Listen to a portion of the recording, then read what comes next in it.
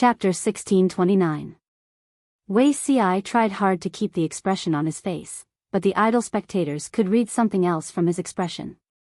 Tout de fait, Zixiao's feelings right now are probably indescribable. He's smiling on the outside and maintaining his gentle appearance, but he's probably cursing inside.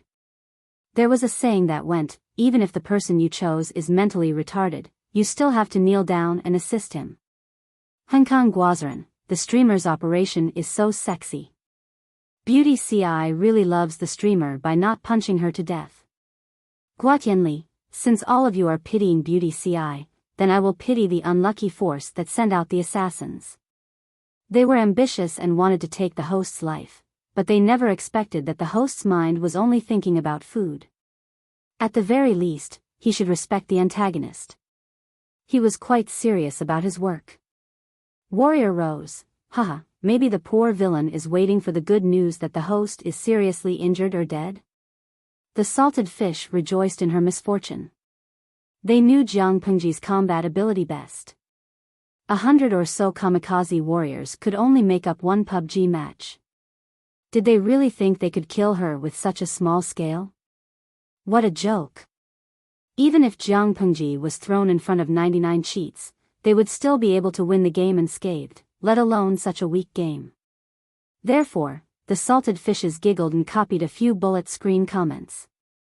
Ryu Yunhui, host, don't be a coward. You're the head of a family and an old woman.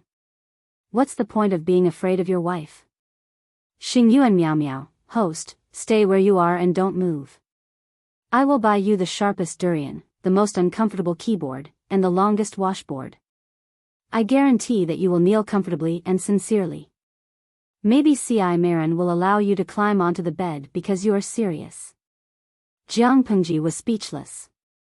Were these salted fishes fans or haters of her? Or was it that the deeper the fan went, the darker it became?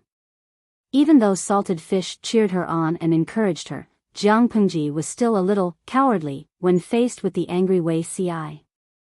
When it came to matters of principle, she was naturally the one who had the final say. Wei Ci would also not argue with her on such matters, but when it came to trivial matters or logistics, Wei Ci was usually the one who had the final say. Jiang Pengji rarely argued with Wei Ci because of such things. Wei Ci's character also determined that he would not easily get angry. However, the more good-tempered a person was, the more oppressive their aura would be when they were angry. Jiang Pengji was at fault in the first place, so she was terrified. Not only that, she even tried to blink her eyes and act cute to get away with it. I really planned to talk about this after dinner. Jiang Pengji's voice became softer and softer as she spoke. She looked as if she had been wronged. Feng Zhen sighed. He couldn't bear to see Wei Ci being too forceful and causing his relationship with his lord to become strained, so he spoke up to interrupt. Has the lord finished eating? Jiang Pengji shook her head and said, No, I'm only 30% full. When everyone heard the words only 30% full, they subconsciously felt a little moved. Their lord was still hungry. However, when he thought about his lord's appetite, even if this 30% full was a few bowls of rice, Yang Tao muttered in a low voice, being controlled like this, not even having enough to eat, this lord is really aggrieved. Yan Lin rolled his eyes at Yang Tao and sneered. At least he ate more than half a bucket of rice. Don't talk about eating dinner, you've been feeding the worm blood for the whole night. Yang Tao was speechless. He always felt that after he became the lord, the frequency of his companions criticizing him had increased. It wasn't like this in the past. Even though Jiang Pengji wasn't full, they wouldn't let her go back to eat before coming back to settle the matter of the ambush. Ordinary gentry families couldn't have mobilized such a large number of men of sacrifice. If Jiang Pengji didn't handle it well, it would intimidate the thieves and evildoers. In the future, all kinds of monsters would dare to mess with the lord. In order to make an example out of others, the assassination had to be cleansed with blood. Yang Si didn't think it was messy enough. He laughed and said, It's just a bunch of unruly people. Even after mobilizing more than 100 men of sacrifice, they couldn't hurt the lord at all. The assassination has become a joke. Why should the Lord care about them? In comparison, the Lord's meal is more important. Why don't you go to the back hall and have your meal first? We'll wait for you here. We'll discuss matters after the Lord finishes eating. Jiang Pengji's mouth twitched. She wanted to kick Yang Si. Did this guy want to see the world in chaos? Yang Si's every word sounded like flattery, but in fact, he was adding fuel to the fire and ridiculing her. How could Jiang Pengji dare to eat?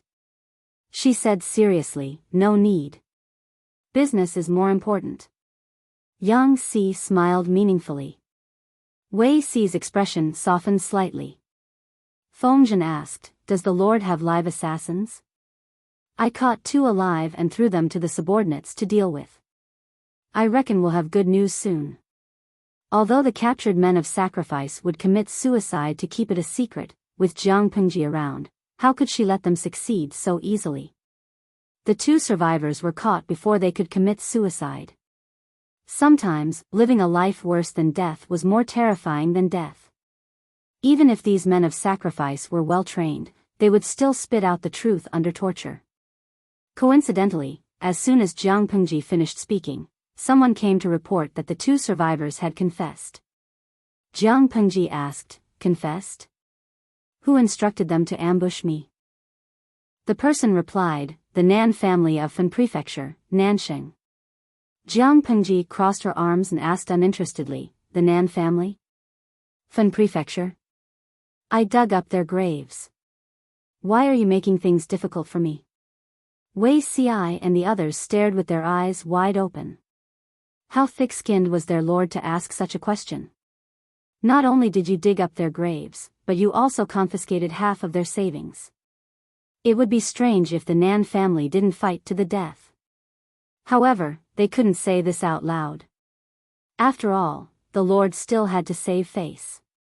Compared to Fengzhen and the others' brainless protection, Yang Tao and the others reacted more normally. They didn't dare to say it out loud, but they were still muttering in their hearts. Why?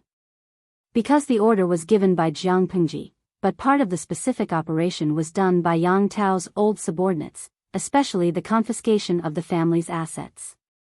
Although Yang Tao and the others had a good time and took the opportunity to take revenge for the betrayal of the Nanxing aristocrats, they had also completely offended them. If not, Yan Lin and the others wouldn't have called Jiang Pengji by her name in private. Yang Tao had offended the Nanxing aristocrats, and Dongqing had no foundation. The slightest possibility of rebellion was nipped in the bud.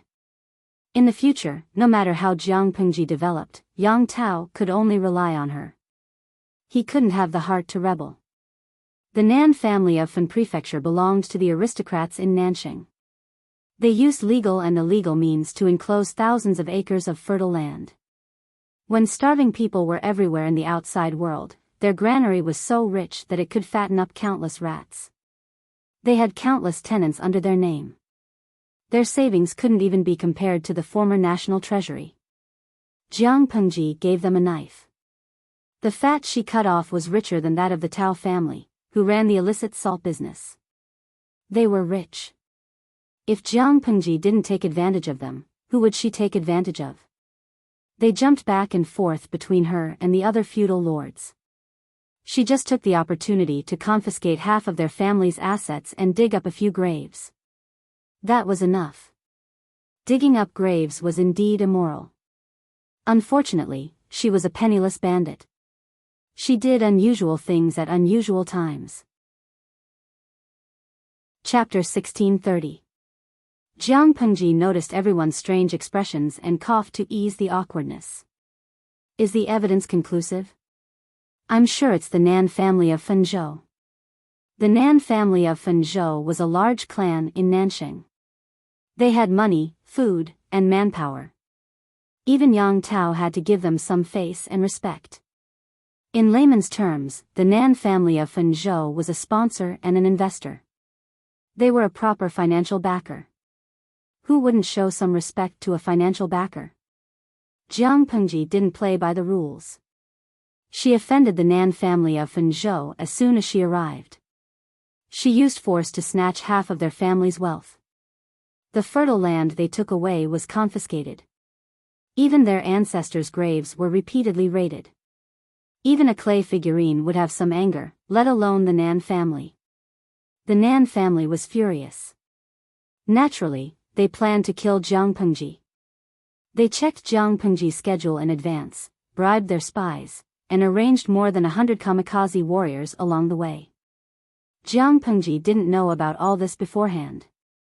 No matter how clear she was, she couldn't control every Tom, Dick, and Harry. It was inevitable that there would be omissions. The Nan family could set up this ambush without alerting her. Her arrogance was partly to blame, but it was mostly due to the Nan family's calculations. If Jiang Pengji didn't have the ability to fight 100, it would be a dead end for any other feudal lord. Of course, on the other hand, she dared to be so reckless because she had such strength. If others imitated her, they would most likely die without a trace. If it was another feudal lord, the Nan family's plan would have succeeded. Wei Ci asked, "How do you plan to deal with them?" "The words of the kamikaze warriors can't be trusted. Send someone to investigate again. If it's really the Nan family." Jiang Pengji suddenly laughed softly. Her lips opened slightly, revealing a few white teeth. There was an inexplicable white killing intent. "If we don't kill them, are we going to keep them alive for the new year?" If she didn't let the people of Nanxing see the consequences of trying to kill her, they wouldn't learn their lesson. Exterminate the clan? Exterminate them. No one objected to Jiang Pengji's decision. Even if some people felt that the decision to exterminate the entire clan was too harsh, they would not make their lord unhappy because of this reason. Jiang Pengji's officials, other than the few who surrendered with Yang Tao, were mostly from Dongqing. There were fewer gentry families than commoners, especially those who were trusted by the higher-ups. The commoners had an overwhelming victory. The landowning households had the upper hand in the middle and lower levels, but they also didn't have much say. The similarity between these landowning families and the landowning families of Nanxing was that they were landowning families. Just based on these connections, it was not enough for them to plead for mercy and risk Jiang Pengji bearing a grudge against them. In terms of benefits, the Nanxing aristocrats were not on the same side as them. To sum up, if the clan was exterminated, then so be it. They weren't the ones being exterminated anyway. The Nan family's ending was decided in a few words. Next, it was time to settle the debt of Jiang Pengji's solo activities. Wei Ci and the others did not say anything harsh. They did not even criticize Jiang Pengji. Instead, they reprimanded her until she hung her head low like a teacher. If it weren't for the fact that she was the lord, Jiang Pengji really doubted that these people would ask her to write a guarantee. Why do I feel that in their eyes, my solo activities are more serious than the assassination this time? When Jiang Pengji's stomach was rumbling with hunger, she ate the cold dishes that she had not finished before. Including dinner and supper, there were a total of 3 big buckets of rice. It was already very late. She rarely streamed until so late. The salted fishes had watched her make a fool of herself the whole night, so she forced them to watch her eat. The guys in the streaming room were always full of golden sentences. "Oh Shishu, if you were obedient and didn't stray from the group, the assassination would only happen once. However, you've always been unrestrained. In the future, you'll definitely encounter more than one assassination. Comparing the two, it's naturally more important to control you." Although the streamer is skilled and bold, Wei Ci and the others won't condone you endlessly if you act so recklessly, right? As time goes on, there might be people who can't stand it and become dissatisfied. The salted fishes joked around, but they were also very serious in their suggestions. Ancient strategists were a group of impenetrable goblins. They were very good when they were good, but if something did not go their way, they would simply turn their backs on you. The thinking of strategists was different from that of ordinary people. It was not impossible for them to rebel because they could not stand Jiang Pengji's actions. For example, there was a certain strategist in history who had a bad temper with his boss. He could not stand the boss's actions, so he jumped ship and trampled on her. There was often only a thin line between true fans and haters. If Jiang Pengji continued to court death, it was hard to guarantee that there would not be fans who would turn against her. In fact, many salted fishes in the streaming room had fans who turned against her. They used to love Jiang Pengji very much, but later, because of some unforeseen events, they hated her very much. These salted fishes were like this even across dimensions, let alone people who were in close contact with Jiang Pengji's bad habits every day.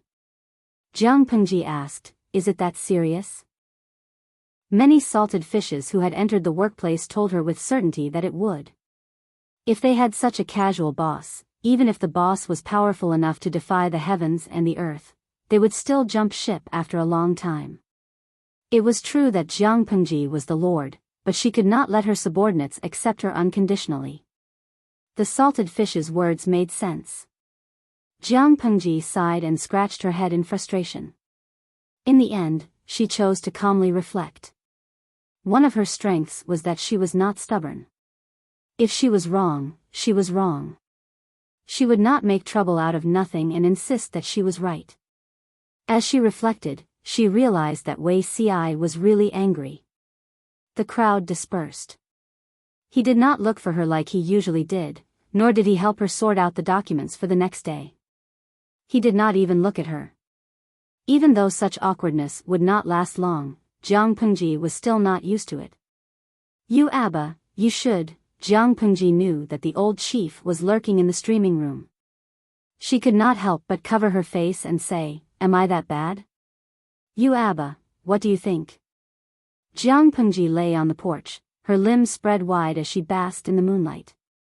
"I'm quite suspicious now. Why did you choose me as your successor back then? After all, I do have a lot of problems." "You Abba, it's rare that you, who always defy the heavens and the earth, would have doubts about yourself." Jiang Pengji choked.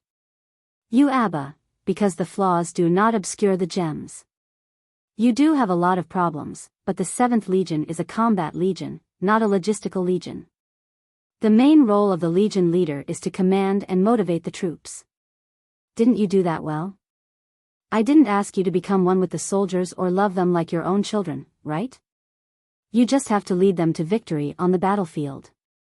"But," Jiang Pengji said, "that way, I can be the commander of a combat legion, but I can't become the marshal, right? You're Abba, thank God. At least you know your place." Jiang Pengji could not help but facepalm. "I suddenly realized something. You once said that this was a test for me to inherit the position of marshal. If I only captured the system and made a great contribution, but my personality didn't change, I would only be rewarded with a great contribution at most. Wouldn't the position of marshal still be mine?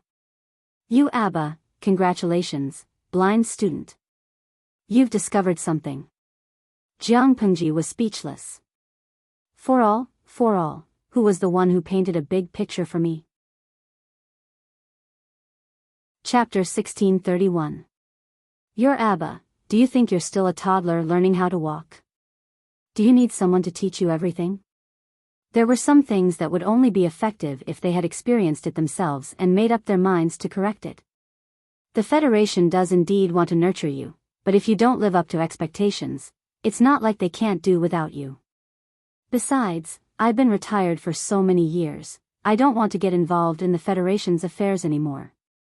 Jiang Pengji was speechless.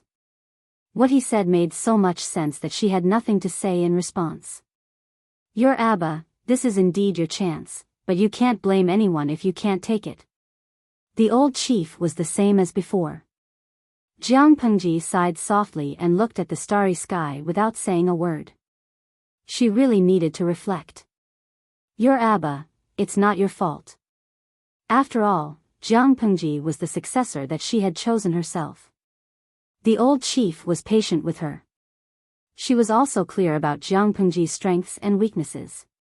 It was not a problem for her to be the head of the army. Regardless of hardware or software, Jiang Pengji was considered top-notch. However, if she went one step further, her original advantage would become a disadvantage. If Jiang Pengji took the opportunity to reflect and correct herself, her future would be bright. "What's not my fault?" "You're Abba, there's a huge difference between the commander of a combat army and the marshal of the Federation. It's normal that you're not used to it. Jiang Pengji scratched her head. She was suddenly curious. The old chief should be the most suitable candidate for the next marshal, right? Even if he retired, he would still be the most competitive with his experience.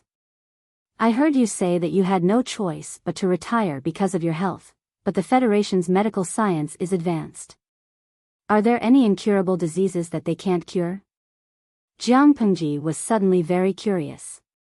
Why did her old boss give up on the possibility of further advancement? Even if it was because of a terminal illness, where could the medical technology be more advanced than the Federation? In addition, the old general had also mentioned the awakening. He had also revealed that the problem with her body was due to the so-called awakening. Perhaps, she would be able to find her own path from him. Your Abba, you should really review the history of the Federation army. Jiang Pengji was ridiculed, but she listened attentively. Your Abba, think about it. Among all the marshals in the Federation, other than a few at the beginning, which one of them came from a combat army? Jiang Pengji was speechless. The old general's words were double standards. He made it sound as if she wasn't from a combat division.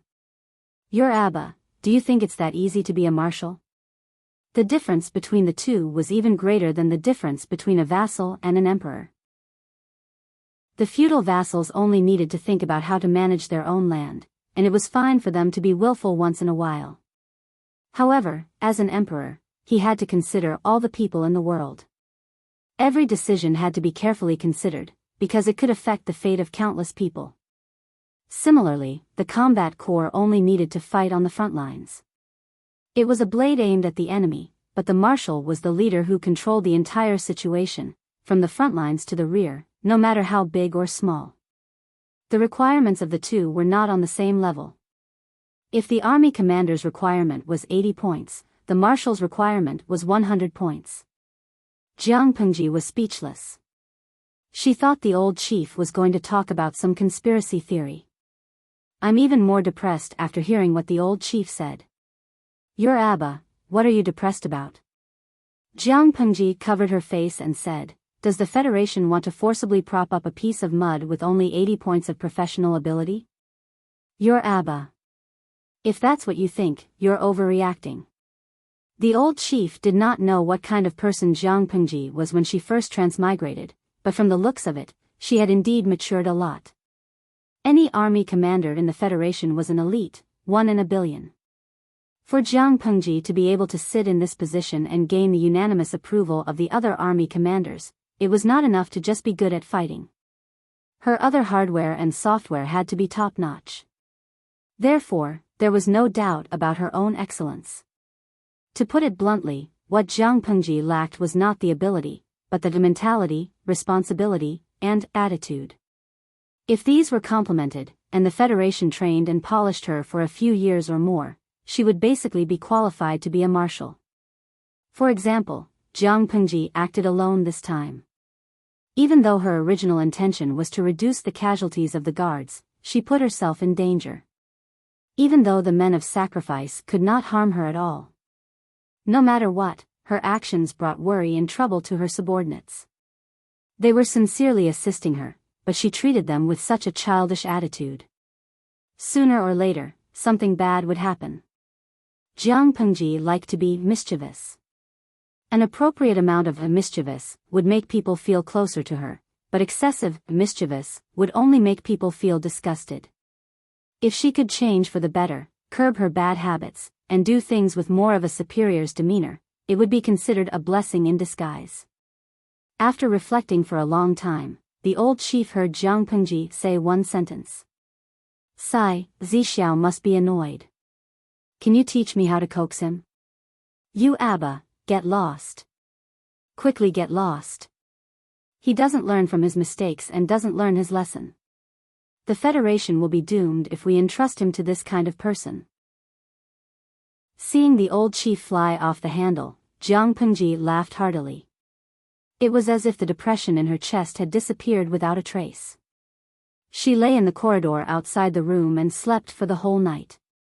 In the morning, she was woken up by the maid. Why did I fall asleep here? Jiang Pengji opened her eyes in a daze. The bullet screen in the streaming room woke her up instantly. She forgot to turn off the streaming room last night. 5 million salted fish just stared at her for the whole night. The bullet screen was full of all kinds of complaints.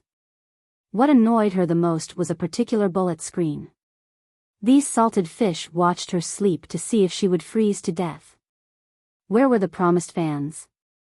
Each of them was more dedicated than the anti-fans. Jiang Pengji looked at the bullet screen and had an idea. She rubbed her nose and sneezed. Her eyes quickly became misty. My head is a little dizzy. I feel like the world is spinning. She didn't like people guarding outside the bedroom door when she slept. Most of them were outside the courtyard. Therefore, no one realized that Jiang Pengji slept in the corridor the whole night. It was very normal for her to fall sick in such a cold weather. That's right. She planned to use the trick of injuring herself to gain sympathy. Life was like a drama. It all depended on one's acting skills. Jiang Pengji was as strong as an ox. She had never been sick since she was young, but it didn't mean that she couldn't pretend to be sick. During her years as a genetic warrior, disguise was a compulsory course to assist in some assassination missions. Relying on her exquisite disguise, even the doctor was fooled. Wei Xi and the others rushed over the moment they heard the news. Of course, Jiang Pengji wouldn't say that she slept outside in the middle of the night. She only said that she caught a cold when she woke up. The first reaction of Wei Xi and the others was to question her. When they saw that she was so sick that her face was flushed and her eyes were bloodshot, their words were stuck in their throats. The salted fishes were dumbfounded by what they saw. Doesn't the streamer's conscience hurt to lie to the little angel? It turned out that pretending to be sick and weak was very effective. Everyone had some opinions at first, but now they were worried about her. Chapter 1632. A cold was something that could kill a person if it got serious. If Jiang Pengji did not die in the hands of the men of sacrifice, but instead was beheaded by a cold, it would be too ridiculous. Yan Lin frowned. Jingzi, don't you think this cold came at the right time? As long as Jiang Pengji handled it properly, the matter would be resolved in the blink of an eye. Yang Tao said, how could she pretend to be sick in front of so many doctors? It's just a minor illness. Who doesn't take some medicine? Yan Lin shook his head. Anything ordinary feels unnatural when it comes to this person. Just as Yang Tao had said, the kamikaze warriors had not harmed her at all, but she had fallen sick that night. Yang Tao laughed. Once bitten, twice shy. Lu Lanting is not that evil. Don't worry, she's human. Yan Lin rubbed his brows and said in a low voice, maybe I'm overthinking. Xiaoyang's suspicions are reasonable. Lu Lanting was ambushed in the morning and fell sick the next day. If the Nan family of Fan Prefecture hears about it, they will probably think that it's a cover-up. If they get caught because of this, the Nan family will not die a wrongful death. Yan Lin could not help but look at his friend. Not bad, this analysis actually made sense. Whether Lu Shi is really sick or not, the Nan family is doomed, Yan Lin said in a low voice. Lu Shi pretended to be sick and led his troops to attack Huang Song's rear. Now he's sick and the Nan family is digging their own grave. What a coincidence. Yang Tao could not help but ask, Xiaoyang, why do you call him by his name in private? Yan Lin said, I'm not the only one. Qian Su and a few of Yang Tao's old officials called him Lord Lu in public, but they still called him Lu Shi in private. Why? It was all because of Yang Tao. It was just a title. As long as Yan Lin and the others were not disloyal, Jiang Pengji would not hold it against them. Yang Tao said, I'm worried about you. Lu Lanting is sometimes broad-minded, but sometimes she's narrow-minded. Yan Lin's heart warmed. He smiled and said, I know what I'm doing. I won't give her a chance to do anything. Whether in the past or now, Yan Lin's interests were tied to Yang Tao's. Jiang Pengji had hurt Yan Lin and weakened Yang Tao. Yan Lin would never allow that to happen. At the same time, Wei Ci, who had been in a one-sided, cold war, with Jiang Pengji for the whole night, blew on the boiled medicine to cool it down and brought it to her. Jiang Pengji couldn't help but feel the bitterness on her tongue when she smelled the medicine, but she couldn't do anything about it. She could only pinch her nose and drink it in one breath. Cough cough. How much gold thread did the doctor put in? It's so bitter, Wei Ci said, there is no Chinese gold thread in the medicine. Jiang Pengji said, it's also very bitter. Even the root of the tongue is bitter. Try it if you don't believe me. She pointed at her lips, and Wei Ci could not help but turn his head away. Wei Ci was well aware that old concubine's taste was naturally not to taste the dregs. I'm sick, but you don't even treat me well. Sad. Jiang Pengji drooped her head and accused Wei Ci in a hoarse voice, trying to pass the matter over. Wei Ci sighed, and there was some helplessness in his tone. My lord, are you really sick? Jiang Pengji was speechless. Wei Ci said, you've forgotten that I've been with you for more than 20 years in your previous life. Whether you're really sick or pretending to be sick, outsiders don't know, doctors and medical officials don't know, but I, as the person who sleeps by your side, know. My lord, are you trying to rely on pretending to be sick to make me forget about yesterday's matter? Ah. Jiang Pengji could not help but pull the blanket higher to cover her head. She said gloomily, I'm not pretending to be sick to fool you, Wei Ci said, my lord, are you trying to say that you spread the rumor that you have a cold and used it to mislead the Nan family of Fen Prefecture? To lure the snake out of its hole? It was such a coincidence that the Nan family might misunderstand that Jiang Pengji was really dead or seriously injured. In order not to cause panic, they used illness as a cover. When Jiang Pengji returned last night, the sky was already dark, and there was basically no one along the way. Except for a few confidants, no one else knew that Jiang Pengji had become a hands-off boss yesterday. As long as the news was blocked in time, the possibility of the Nan family being deceived was very high. But Wei Ci dared to guarantee with his head that this was definitely not the main reason for her pretending to be sick. Others would think carefully before taking action, but she would think about how to make up for the loophole after taking action. She could even deceive everyone's judgment and create an image of being thoughtful and cunning. Her escape route was blocked by Wei Ci, so Jiang Pengji naturally had nothing to say. Wei Ci said, I'm not saying this to criticize you, my lord. I just hope that you know my attitude towards this matter.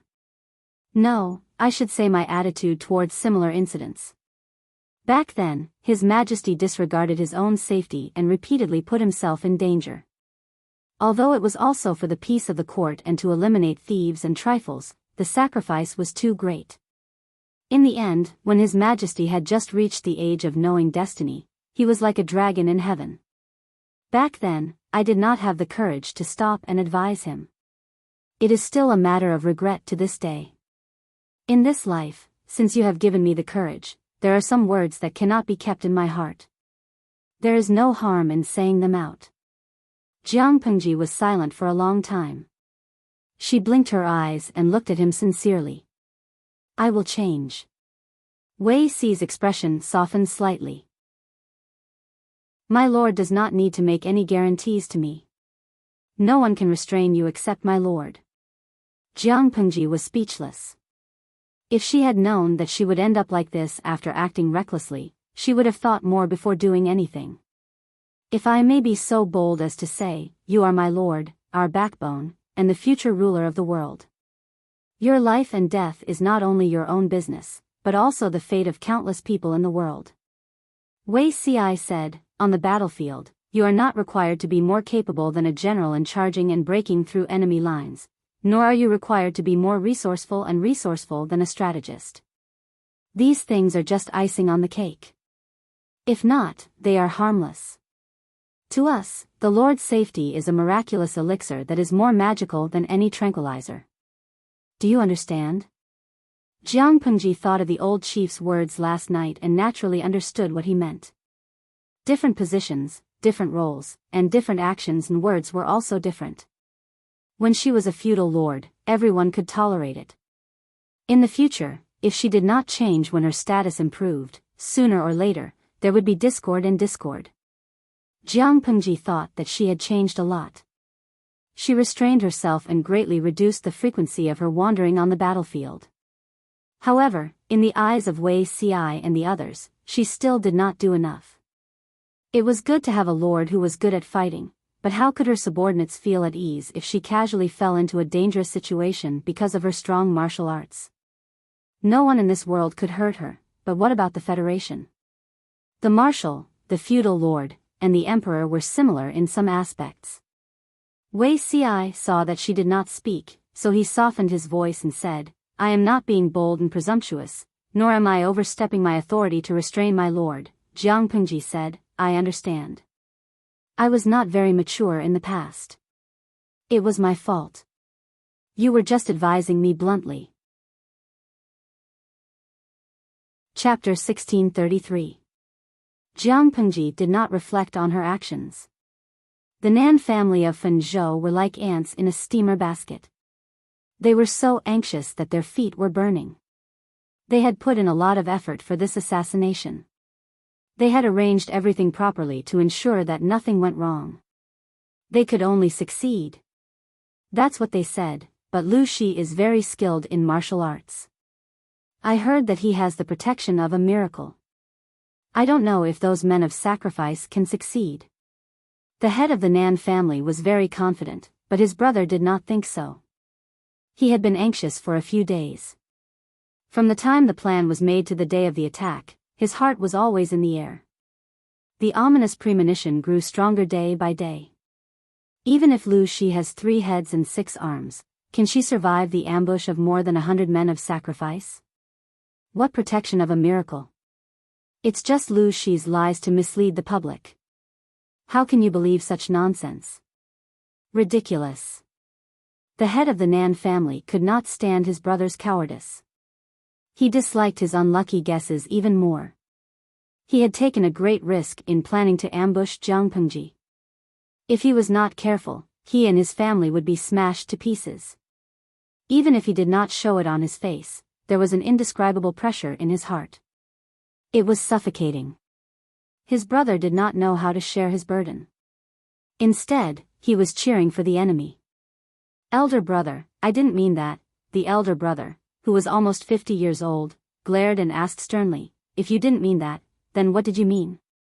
The younger brother was speechless. He knew that his elder brother would not listen to him. He could only accompany him to wait for news. More than 100 men of sacrifice had been sent out. It was like an arrow on a bow. It was too late to say anything. For the hundreds of years of inheritance of the Nan family of Fenzhou, he could only pray for the success of the ambush. As long as Jiang Pengji died, the forces gathered by her would fall apart. The external threat would be easily solved. In this way, not only could the Nan family take revenge, but they could also take advantage of the chaos to rise. The hatred between Jiang Pengji and the aristocrats of Nansheng was not ordinary. First, there was the grudge of digging graves and disturbing the ancestors. Later, there was the hatred of confiscating family property and plundering tenant farmers. The loss of money was nothing. They could earn it back in the future. But the loss of face and status could not be forgiven. The Nan family of Fen Prefecture was also a prestigious family that had existed for hundreds of years. How could they tolerate a bunch of scum peeing on their heads? What Hejian Lu family? They were just a small family that couldn't be shown in public and didn't have much of a foundation. They really thought too highly of themselves and even dared to call themselves a landowning family. Ever since Jiang Pengji entered Nansheng, everything she did made the aristocrats of Nansheng detest her from the bottom of their hearts. How are these landowning households? They're clearly shameless bandits. Take the loss of the Nan family in Fen Prefecture as an example. Jiang Pengji not only sent people to dig up a large number of gold and silver artifacts buried with their ancestors in their graves, but also took away the wealth they had accumulated. She also used force to take away their tens of thousands of fertile fields. Even if the Nan clan had used all sorts of methods to seize these fertile lands from the hands of the common people. However, once the things were in their pockets, they belonged to them. If Jiang Pengji snatched them from their hands, she would be a bandit. It was easy to imagine what his future would be like if he were to make a living under the noses of such a feudal lord. Those who strike first gain the upper hand, and those who strike later suffer the calamity. The Nan family, whose fundamental interests were touched by Jiang Pengji, finally took the risk out of desperation. Reporting, First Master, Second Master, there's news. The Nan brothers anxiously waited for the news. They waited from dusk until the moon was in the middle of the sky. Finally, they received the secret report from the housekeeper. Lu Shi is dead? The housekeeper calmed his rapid breathing and said excitedly, Lu Shi caught a cold and is seriously ill. He won't see anyone. Cold? The master of the Nan family curled his lips into a cold smile. He caught a cold at this time. Is it true, or is he trying to cover it up? He didn't fall sick earlier or later, but he fell sick after the men of sacrifice took action. Only a fool would believe that. Oh yes, has the men of sacrifice returned? He didn't let the pleasant surprise get to his head. Instead, he asked about the whereabouts of the men of sacrifice. If the men of sacrifice also said that Jiang Pengji was dead, then she was really dead. They haven't returned yet. The housekeeper suddenly lowered his voice and said, however, this matter is most likely successful. The master of the Nan family asked, what do you know? The housekeeper explained in detail in his ear and analyzed. According to the news, Yang Tao and his guards stayed outside for a long time before returning. They looked hurried and solemn. I think it's most likely that Lu Shi was careless and went out to hunt without anyone with him. He was ambushed by the men of sacrifice.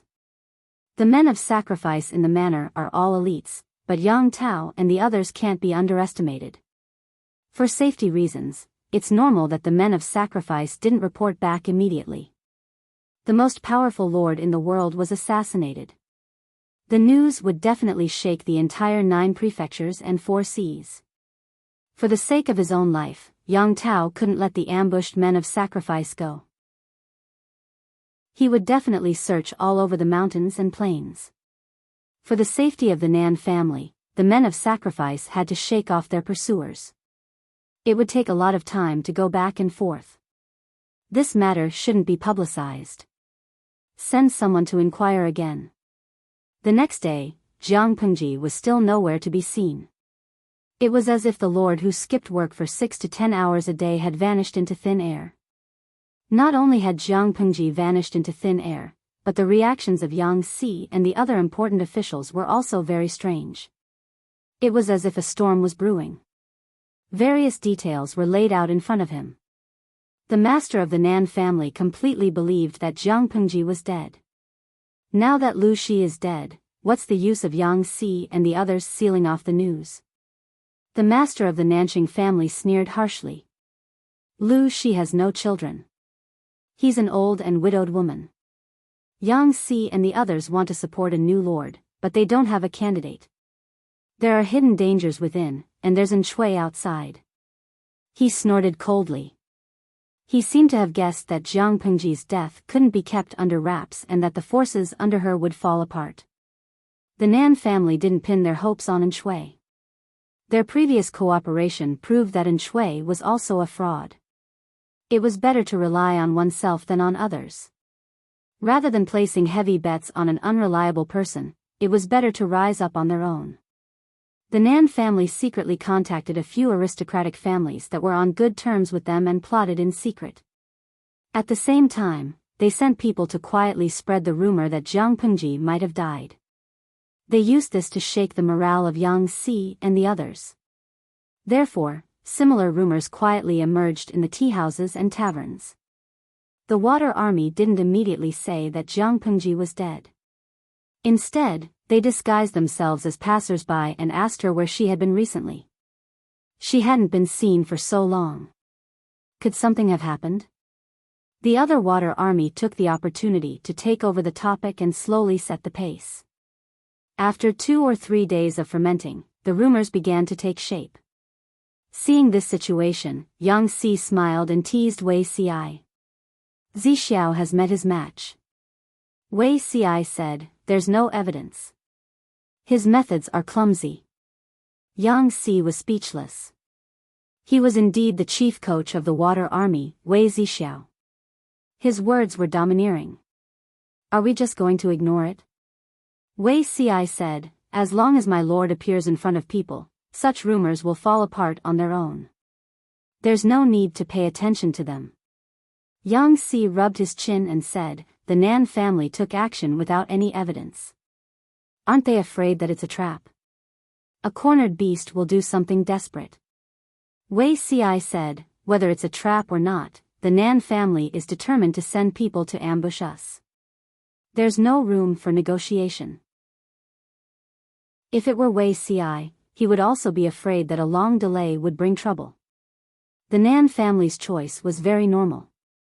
It was right to leave the matter of rumors to Yang Si. Yang Si didn't care much about it. He was more curious about his lord's changes in the past 2 days. He suddenly asked, is there anything wrong with my lord? What's wrong? Wei Ci asked. Yang Si pointed to his head and said with a solemn expression, everything is wrong. It's as if she's a different person. My lord has been diligent in her administration these days. I wouldn't dare to do this even in my dreams. Zixiao, say, could it be that the lord has been possessed by some wild monster? Chapter 1634. Before Wei Tsong was imprisoned in the back mountain of the imperial mausoleum, he had once been a flirtatious youth. He could still remember those years when the mountain flowers were in full bloom. Young men and women chatted happily, drinking elegantly or chatting merrily. They were full of youthful spirit. The night wind rustled the curtains. Wei Tsong leaned against the side of the table and slept lightly. He gradually fell asleep. Today's dream was unusually colorful. Everything became clear. He looked at the contents of the dream and vaguely remembered that this was the Golden Scale Academy. His gaze fell on the waterside pavilion. Seeing a group of youths in blue and white uniforms chatting and laughing together, he could not help but smile. Wei Tsong remembered. So it was that day. Which day? Naturally, it was the day his mother broke the legs of the Minister of Work's son's son. Wei Tsong could not help but approach in an attempt to hear more clearly. At this moment, a familiar-looking youth said with a smile, "Tsk. Do you think that the Minister of Works is Yu's mother? She actually broke into the academy with such a thick stick and dragged her son out to break his legs.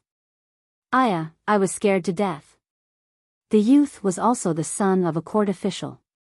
He shared a table with Yu, the son of the Minister of Works. When the Minister of Works rushed in and dragged his son out by the collar, he was scared out of his wits. I don't know if she's his mother or not, but it's doubtful if Yu is his son. The other youth opened his folding fan. His face was slightly round and immature, clearly the appearance of Wei Tsong when he was young. His brows were brimming with vitality, and there was no sign of the loneliness he had experienced after so many years. The Minister of Works is such a talented person, so why is his son so unworthy of cultivation? In my opinion, it's good enough that Yu only had his legs broken by his mother.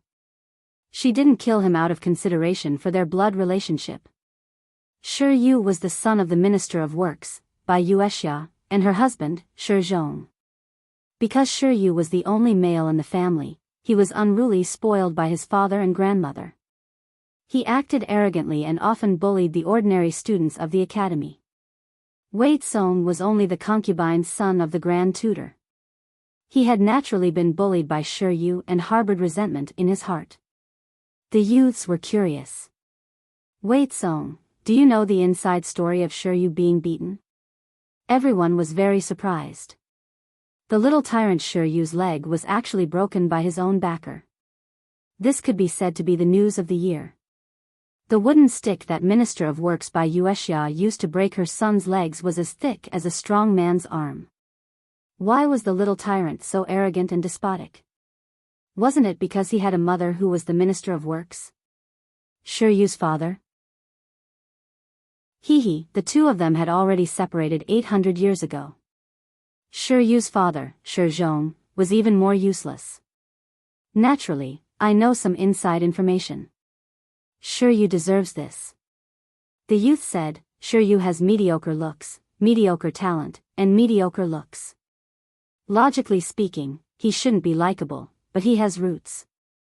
Although the Minister of Works was there to correct and supervise him, it wasn't easy to be a strict mother. Shiyu was instigated by his family to leave his biological mother. In the end, he made a big mistake. Even a barbecued pork is better than him. Young Wei Tsong continued, 2 days ago, an imperial censor reported to the Minister of Works, saying that she didn't teach her son well. She allowed her son to force women into prostitution, commit violence on the streets, and cripple people on horseback. The Minister of Works returned to his residence to investigate and confirmed that the matter was true. In a fit of rage, he beat his son with a rod. How did you know this news? Young Wei Tsong said, heavenly secrets cannot be revealed. There's always a way that I know. Seeing his dream self reveal the childish and gloating smile unique to youths, Wei Tsong's lips curled into a bitter smile.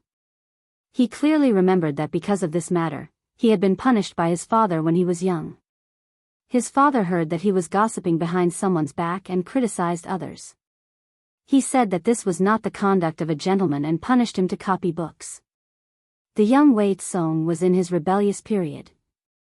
His father's indiscriminate punishment made him very indignant.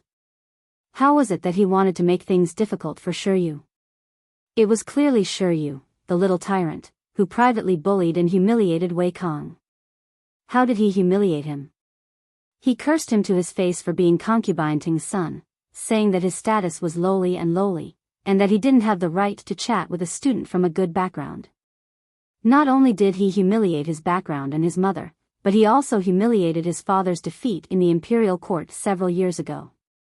More than once, Wei Tsong was blocked in a remote corner of the academy by this little tyrant. He suffered these grievances, but he didn't dare complain to his father.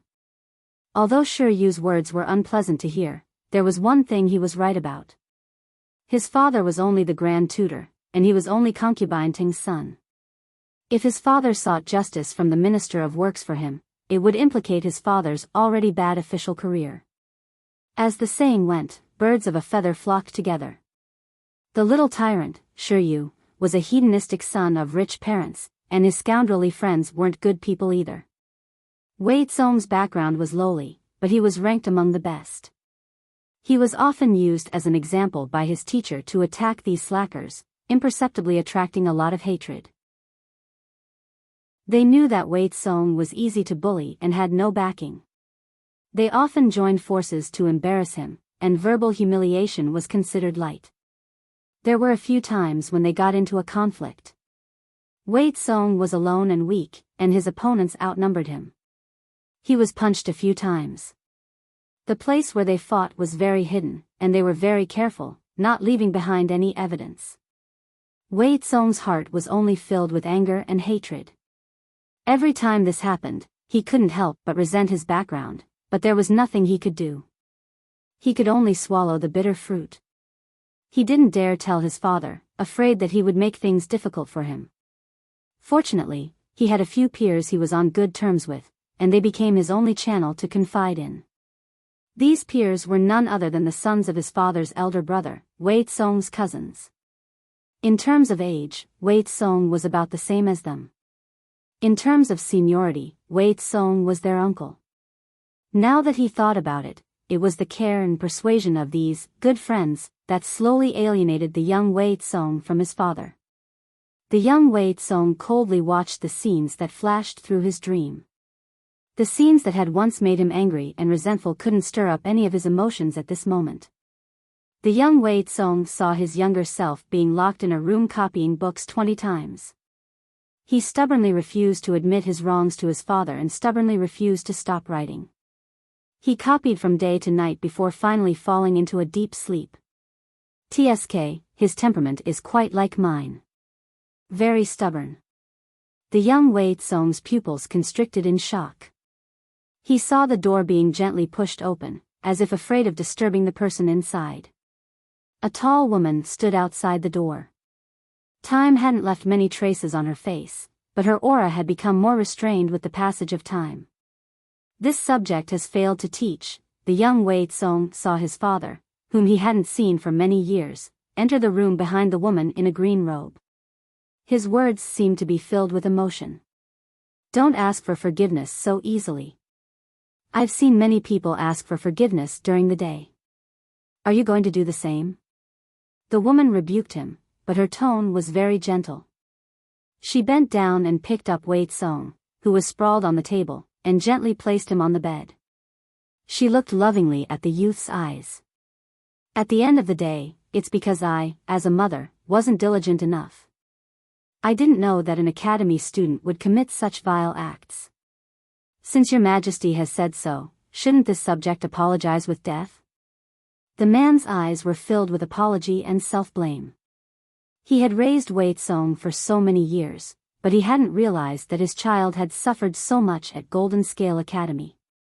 If he hadn't found out by chance, he didn't know how long he would have been kept in the dark. He didn't know how to make up for it even if he wanted to. The woman said, "You and I are both at fault. It's not your majesty's fault. Your majesty has a myriad of affairs to attend to every day. Just government affairs take up 16 to 16 hours. How can you have the extra energy to keep an eye on your child's matters at the academy?"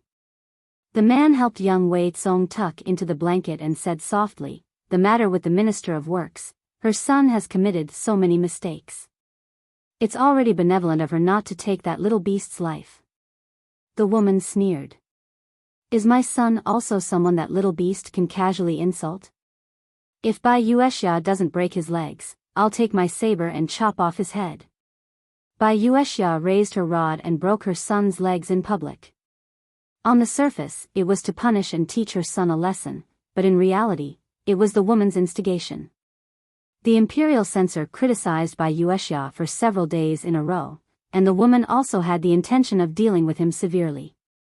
The intelligent Bai Yuexia naturally knew what to do. Was it more serious to have his legs broken by his mother or to have his head chopped off by the emperor in a fit of rage? Choose for yourself. Although Bai Yuexia didn't know of Wei Tsong's past, she had followed Her Majesty for many years and understood Her Majesty's intentions. She was serious. The man sighed softly and tucked Wei Tsong's scattered hair behind his ears with his fingers. The woman said, "Golden Scale Academy should also rest and reorganize. If something like this happens again, I'll cut off their parents as well." It was originally a place for students to study, but she didn't expect such a bullying scandal to appear in the Golden Scale Academy just a dozen years after it was established. Of all things, bullying Wei Kong. She simply didn't want to live.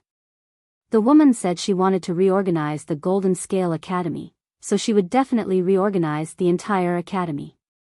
In that case, Ci and Fusho will find an opportunity to have a good talk and console him. The woman nodded. Yes. The young Wei Tsong watched everything in his dream. His eyes were sore and swollen, and 2 streams of hot tears rolled down his cheeks. So that was the case. When Wei Tsong was young, he was bullied by his classmate, the little bully. However, after the Minister of Works, Bai Yuexia, personally broke Shi Yu's legs, those bastards became obedient and no one came to provoke Wei Tsong again.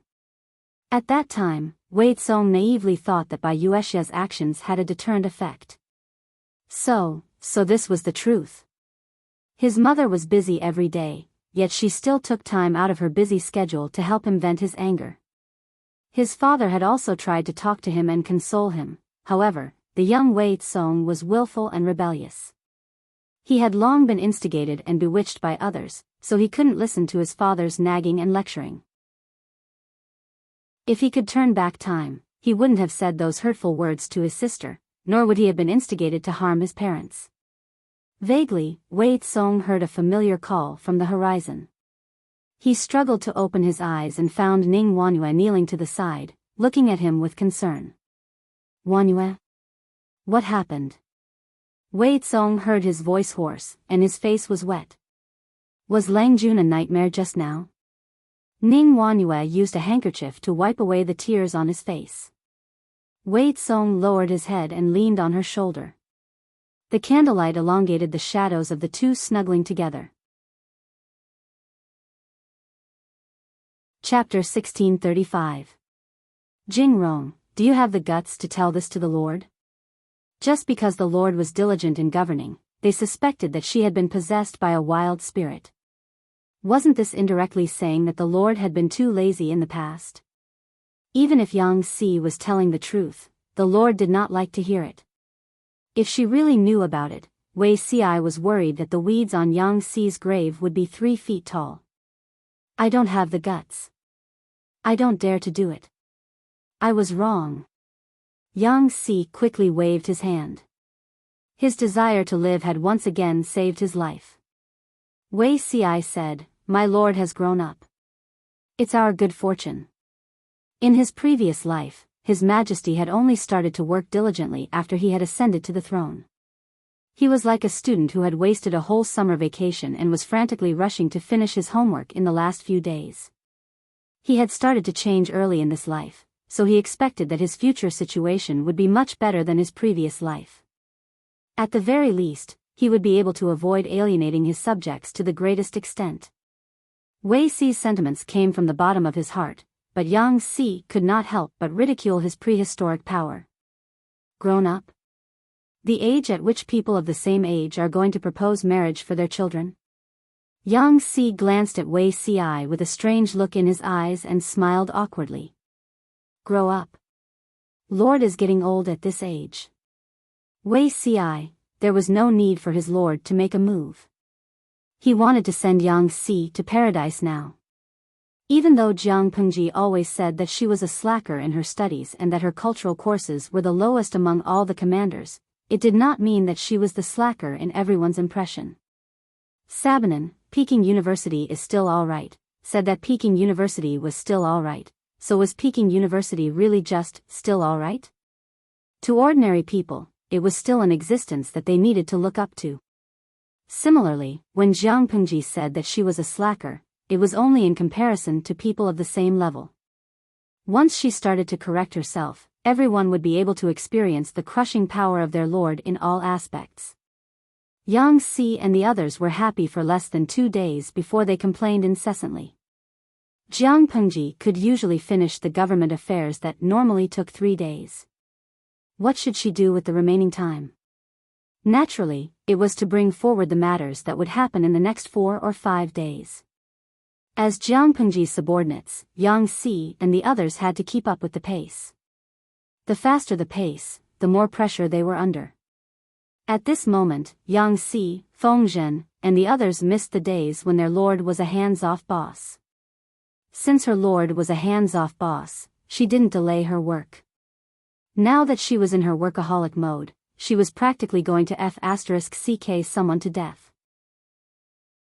In the past, I indulged myself in pleasures and neglected government affairs. Fortunately, you did not abandon me and have been tolerant until now. From now on, I will not disappoint you. Jiang Pengji's words were a positive promise. Not only did she admit that she had been distracted by playfulness, but she also promised that she would change. As a lord, she calmly admitted her mistakes to her subjects. Just this magnanimity alone was admirable. Yang Tao's old officials, who had been biased against her before, now looked at her in a new light. Of course, some people were gratified, while others expressed doubts. They thought that Jiang Pengji's popularity only lasted for a short period of time. Who asked her previous image to be so deeply ingrained in people's hearts? Not only these people, but even some of the salted fish thought so. They never expected Jiang Pengji to be serious and do what she said. Qin Feng Wenshu, the originally calm and mischievous host, has suddenly become a leader. I'm not used to it. Aod Luming, really? Why do I feel that the host still likes to smile so much? Which leader would be like her? Boss, I want to carrot. Who said that being serious in speech and manner is the style of a leader? Todo fecho, I feel that the current host is more in line with her identity. Hippie fooling around is indeed very close to the people, but it is not always good to be close to the people. There will always be people who think that being close to people with power is equivalent to having power. Not everyone is self-aware. The host is friendly to them, but they feel that the host is easy to bully and does not have the dignity that a ruler should have. Once the subjects feel that the ruler has lost his dignity, they will overstep and even trample on him. There is no such phenomenon now because the host is still a warlord in troubled times. She has a strong murderous aura. No matter how cheeky she is, it can't hide the fact that she has killed countless people. But in the future, when the world is stable and the people live and work in peace, there will always be people who are blind and only remember the host's closeness to the people. They will forget the host's ruthlessness and then do something that oversteps. Comfort will erode a person's vigilance and they will forget their previous caution. Diwu Luo, you're right, boss. Being close to people with power and mistakenly thinking that you have power is a deep-rooted bad habit of insatiable greed. This reminds me of the babysitter case that caused an uproar a few years ago. The employer gave the babysitter a high salary and let her eat at the same table with them. He gave her red packets on holidays and helped the babysitter's son find a job. The employer treated the babysitter so well that the babysitter felt that she was superior. She stole and abused the child. In the end, because of a conflict, she wanted to kill the employer. She brought people to rob and kill the employer. There are countless similar cases. On the whole, the idle people were mostly supportive. Jiang Pengji gathered her thoughts. She had the intention to hide it, so she did not appear in public for several days. She had been recuperating from illness. Only a few trusted subordinates could see her. There was no doubt about the loyalty of Yang Si and the others. The spies on the Nan family's side naturally could not find anything. When they did not receive any news from the kamikaze warriors, the Nan family was initially a little shaken. No matter how careful the kamikaze warriors were, once they succeeded, they would get rid of the pursuers and return as soon as possible. But there was no news at the moment. There must be something wrong when things are abnormal. When they heard that Jiang Pengji had been sick since that day of winter swimming, they were not sure. Their hearts were like wild grass straddling the wall, swaying left and right. The news of Jiang Pengji's death in an ambush among the people became more and more intense. Wei Ci, the chief instructor of the Navy, not only did not come forward to suppress it, but he also sent people to add fuel to the fire. Not only did it make the people believe it, but even some officials who did not often see Jiang Pengji were also shaken. Especially Yang Tao's former subordinates. A few people secretly tried to find out what Yang Tao had said. What did they want to find out? Of course, they wanted to find out if Yang Tao had taken the opportunity to rise again. As a feudal lord, how could he be willing to bow down to another person? Of course, because the news of Jiang Pengji's death in an ambush had not been confirmed, when these people tried to find out, they were very vague. It could not be used as evidence even if it was spread out. Yang Tao took into account their past friendship and sternly reprimanded those people, dispelling their thoughts. He knew very well whether Jiang Pengji was dead or not. The ambush of more than 100 kamikaze warriors could not hurt her at all. If they had any ulterior motives under her nose, they would not even know how they died. Yan Lin, the shrewd man, deliberately reminded Yang Tao not to reveal that Jiang Pengji was still alive, but he could not say that she was dead either. He had to be vague and ambiguous. Yang Tao suddenly understood, and his face looked awkward. Xiaoyang, are you worried that we have a mole among us? Yan Lin sighed. Whether the mole is one of us or not, we have to clear our name as soon as possible. Jiang Pengji was caught red-handed by the kamikaze warriors. Someone had to be a mole for the Nan family and pass the news to them. On the day of the incident, only Jiang Pengji, Yang Tao, and their guards were there. If Jiang Pengji's people were not bribed by the Nan family, then there was something wrong with Yang Tao. Chapter 1636. The Nan family chose this time to make a move on you because they want you to be their scapegoat. Regardless of whether the assassination is successful or not, you are the most suspicious person. If you want to clear your name, the only way is to help Lord Lu. Lord Lu. You don't need to do anything, but you don't need to do anything wrong. Yan Lin asked Yang Tao to help Jiang Pengji cover up the lie to clear his partner's name. Besides, Jiang Pengji was also aware of their every move. She knew better than anyone else what those old officials with ulterior motives had said and done to Yang Tao. Yan Lin asked Yang Tao to do this because he wanted to prove his innocence. There were too many twists and turns. Yang Tao didn't need to understand. He just needed to do what he was told. Yan Lin would take care of the rest for him.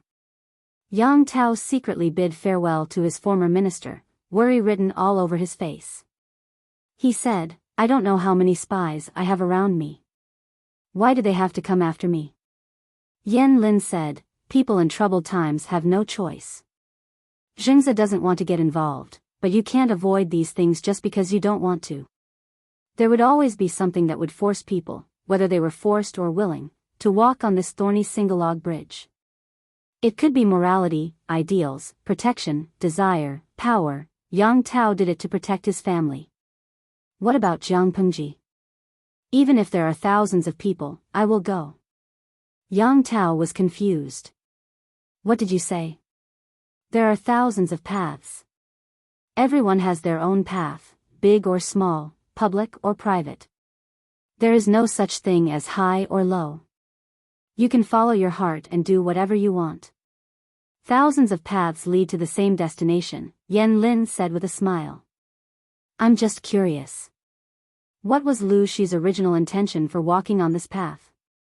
Was it for the greater good or for love? No matter how I think about it, I only feel that this sentence seems to be the most suitable." Yang Tao blinked. He didn't understand. Yan Lin put his hand on his forehead and said, "To put it simply, Lord Lu is a man with great ambition and a big heart." Yang Tao smiled. It's rare to see Xiaoyang praise someone like that. What a high compliment. Yan Lin shook his head. "Our paths are different." Yan Lin didn't want to risk his life just to watch this kind of person. He didn't want to go all out and join in the fun. Using a marathon as an example, Yang Tao divided the entire 40-kilometer race into 8 segments. He only had to run 5 kilometers each time, and Yan Lin could take his time. Contestant Jiang Pengji, on the other hand, wanted to finish 100 kilometers in one go. 40 kilometers was only her interim goal. Yan Lin admired her courage and ambition, but he didn't have the energy to finish the race with her. Yang Tao rested his chin on his hand. "Xiaoyang, do you think I should confess to Lu Lanting and ask for her forgiveness? After all, they were old officials. Their relationship over the years was not fake." Yang Tao also did not want Jiang Pengji to settle scores with them. Yan Lin looked down. "There's no need. Lord Lu won't do anything to them. At most, he'll scare them a little. Overall, it's more of a scare than a real danger." Between husband and wife, there were dozens of times throughout the year when the thought of separation would pop up. Their teeth and tongues would even fight, let alone between the monarch and the minister. He did not believe that Yang Si and the others had not thought of strangling their lord to death when Jiang Pengji repeatedly stood them up. However, it wasn't like they could put their thoughts into practice. They could just beat them up and educate them. There was no need to kill them all. Yang Tao let out an "oh" sound and felt relieved. Yan Lin said, "If it's possible." Yang Tao turned to look at him. "What?"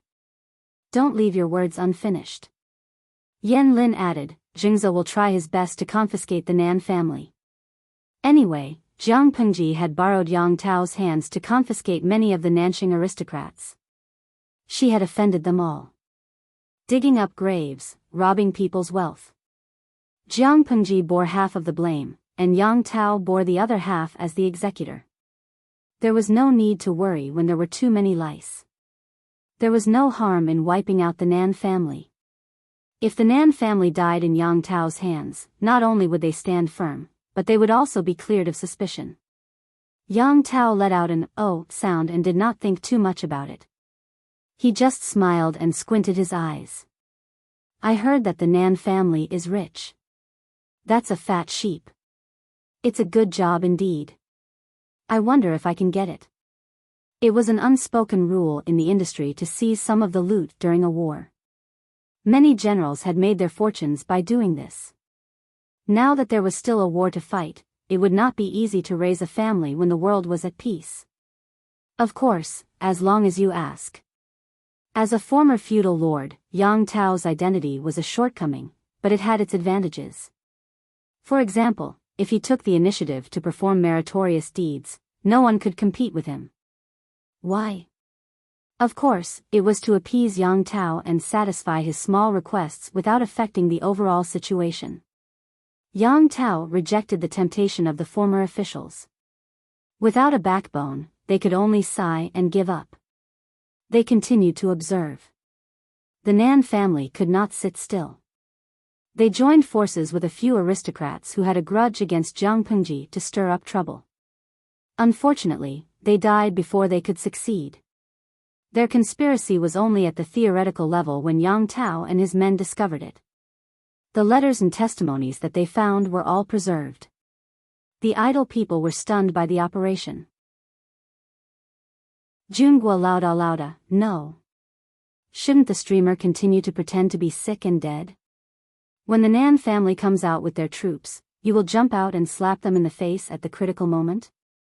They were only at the theoretical stage, and you already took action. It's not satisfying enough to slap them in the face. What was this like? It was like Zhang Pengji's eviscerating hand cut to a 5-minute trailer of an 81-episode political drama. Basically, the Nan family united the aristocrats. Just as they were about to go on stage, Zhang Pengji kicked them off the platform. The pace of this drama was as fast as the reincarnation of a hungry ghost. Even instant noodles lasted longer than it. One of the idle people asked the question that was on everyone's mind.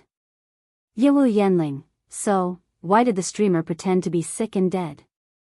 To raid a few more houses, Zhang Pengji said. Didn't the Nan family unite 6 aristocrats in Fenzhou? They died a worthy death. Why did they have to wait for the fire to burn down the house before putting out the fire? It was better not to have this kind of hero reversal. Zhang Pengji watched the fire burn a few books with cold eyes. The smoke sounded the alarm and the small fire was put out. The small fire that the Nan family stirred up was the small fire that did not amount to anything. She sneered. Didn't the Nan family curse me for robbing their family property and digging up their ancestral graves as bandits? Heh, I spared their lives out of kindness and did not care about my own well-being. Then I will take the lives of their entire family. I will kill the chicken to warn the monkey so that the later generations will see the consequences. The Nan family was just a clown in her eyes. She did not take them seriously. It was just that they thought too highly of themselves. They jumped up and down and did not let others have peace.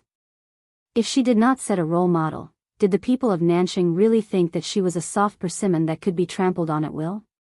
With the fall of the Nan family, the aristocrats of Nanxing should calm down a little. If they still did not calm down, Zhang Pengji could only set a trap for them and kill them until they all shut up. As for the spy. Chapter 1637. Everyone thought that the spy was on Yang Tao's side. Even Yang Tao himself was so worried. Unexpectedly, the final investigation revealed that Zhang Pengji had a problem. The spy bribed by the Nan family was not a trusted official. He was not even considered a mid-level official. He was just a small official who had no sense of existence but could grasp some of Zhang Pengji's whereabouts. Zhang Pengji did not know whether to be angry or glad when she heard the news. She was angry at this person's betrayal and deception. She was glad that the person who made a mistake was not the trusted official. When Wei Ci learned of this, he was really relieved. Although the emperor in the previous life was different from the lord in this life, the nature of the two was still the same. They hated betrayal the most. If a small character betrayed her, then so be it. The lord's anger was like a storm that would stop after a while. If the spy was a familiar face to the lord, then there would be no end to this matter. She would deal with it extremely ruthlessly. A typical example was Su Ku's rebellion in the previous life. After 2 or 3 years of allegiance, no one expected this rebellion. The impact was also quite far-reaching. When the emperor mentioned Su Ku in his later years, he still hated him and had the urge to dig his grave and flog his corpse. It was difficult for the emperor to raise troops in the previous life, but he did not suffer many losses. It could be counted on one hand. The one that left a deep impression was when Qiguan Rang assisted the old lord, Prince Changsho. When the emperor was at the front line, he led the troops and almost destroyed the emperor's nest. The other time was when Su Ku secretly instigated several middle-level generals to rebel. When the emperor was in a stalemate with the enemy, he used false information to trick the emperor into leading 500 soldiers into Jinqichuan. There were still 7,000 soldiers lying in ambush in the Jinqichuan Valley. Su Ku had planned for this for a long time. His plan was flawless. When everyone discovered the rebellion and led troops to reinforce the emperor, a day and a night had passed. TSK. If it weren't for Thief Lu's stupidity, courage, and arrogance, it wouldn't have taken you so long to realize that something was wrong. Su Ku's mockery was not unreasonable. The story of the wolf coming was often told. When the wolf really came, everyone could not believe it. Similarly, the emperor led the vanguard and frequently used the unconventional tactics. After a long time, everyone got used to it and their vigilance was greatly reduced. When she was plotted against by her trusted confidant and fell into danger, the civil and military officials in the tent did not react in time. Su Ku thought that His Majesty would definitely die. Even the people in the tent thought so. The military camp was preparing for the funeral. Unexpectedly, the people searching for His Majesty's body followed the bodies of the rebels and found His Majesty sitting in a daze in the middle of a mountain of corpses and a sea of blood. Wei Si had never seen that scene before, but he could imagine it from someone else's retelling. From the valley to her feet, the short distance of 1,000 feet was filled with countless broken limbs and remains. Blood gathered into a blood-red trickle. The pool of blood converged in one place, and the yellow mud on the ground could not absorb all of it in time. His Majesty, who had always been high-spirited, showed a rare look of disappointment. His eyes were red and bloodshot. Su Ku betrayed us? Qiguan Rang replied in a low voice, yes. Death by 1,000 cuts. His Majesty took a deep breath and added expressionlessly, I'll do it. Qiguan Rang asked her, My lord, you don't need to bring Su Ku here for interrogation. Why did he betray us? Betrayal is betrayal. When he did this, he was already a dead man. His Majesty mocked in a hoarse voice, I have no interest in his growth story. What kind of past did he have, what did he go through, and what did he do? Is this the reason why he betrayed me? Qiguan Rang was silent. Even if I don't interrogate him, I know why he did this. It was most likely for his old master. His Majesty sneered and said, he was so loyal to his old master, so I fulfilled his wish.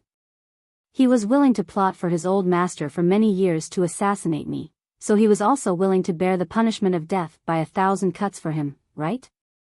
Of course, in the end, Su Ku did not die by 1,000 cuts, but he was killed by His Majesty herself. His corpse was hung in Jinqichuan and could not be buried. The generals who accompanied Su Ku were not so lucky. They were almost all killed by His Majesty in one breath. His Majesty reprimanded whoever pleaded for them. During that time, everyone was in danger. Even if the counselors tried to persuade her with emotion and reason, telling her that killing so many generals at once would cause her to lose a lot of strength and ask her to think twice, they still did not have the determination to save His Majesty. His Majesty was determined to kill this group of rebels and traitors even if he was willing to suffer a great loss of strength. Wei Ci remembered that after the Jiang dynasty was founded, a few officials who were on good terms with Su Ke wanted to take advantage of His Majesty's good mood to ask for mercy so that Su Ke's corpse could be buried. In the end, those officials were reprimanded by His Majesty. They were all ordered to be suspended from their duties and go home to reflect on themselves for 2 months.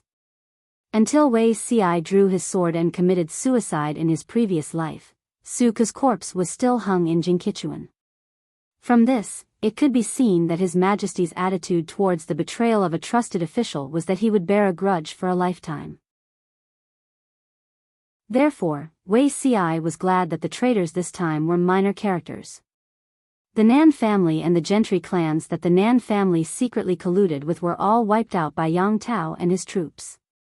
The traitors were publicly executed by 1,000 cuts.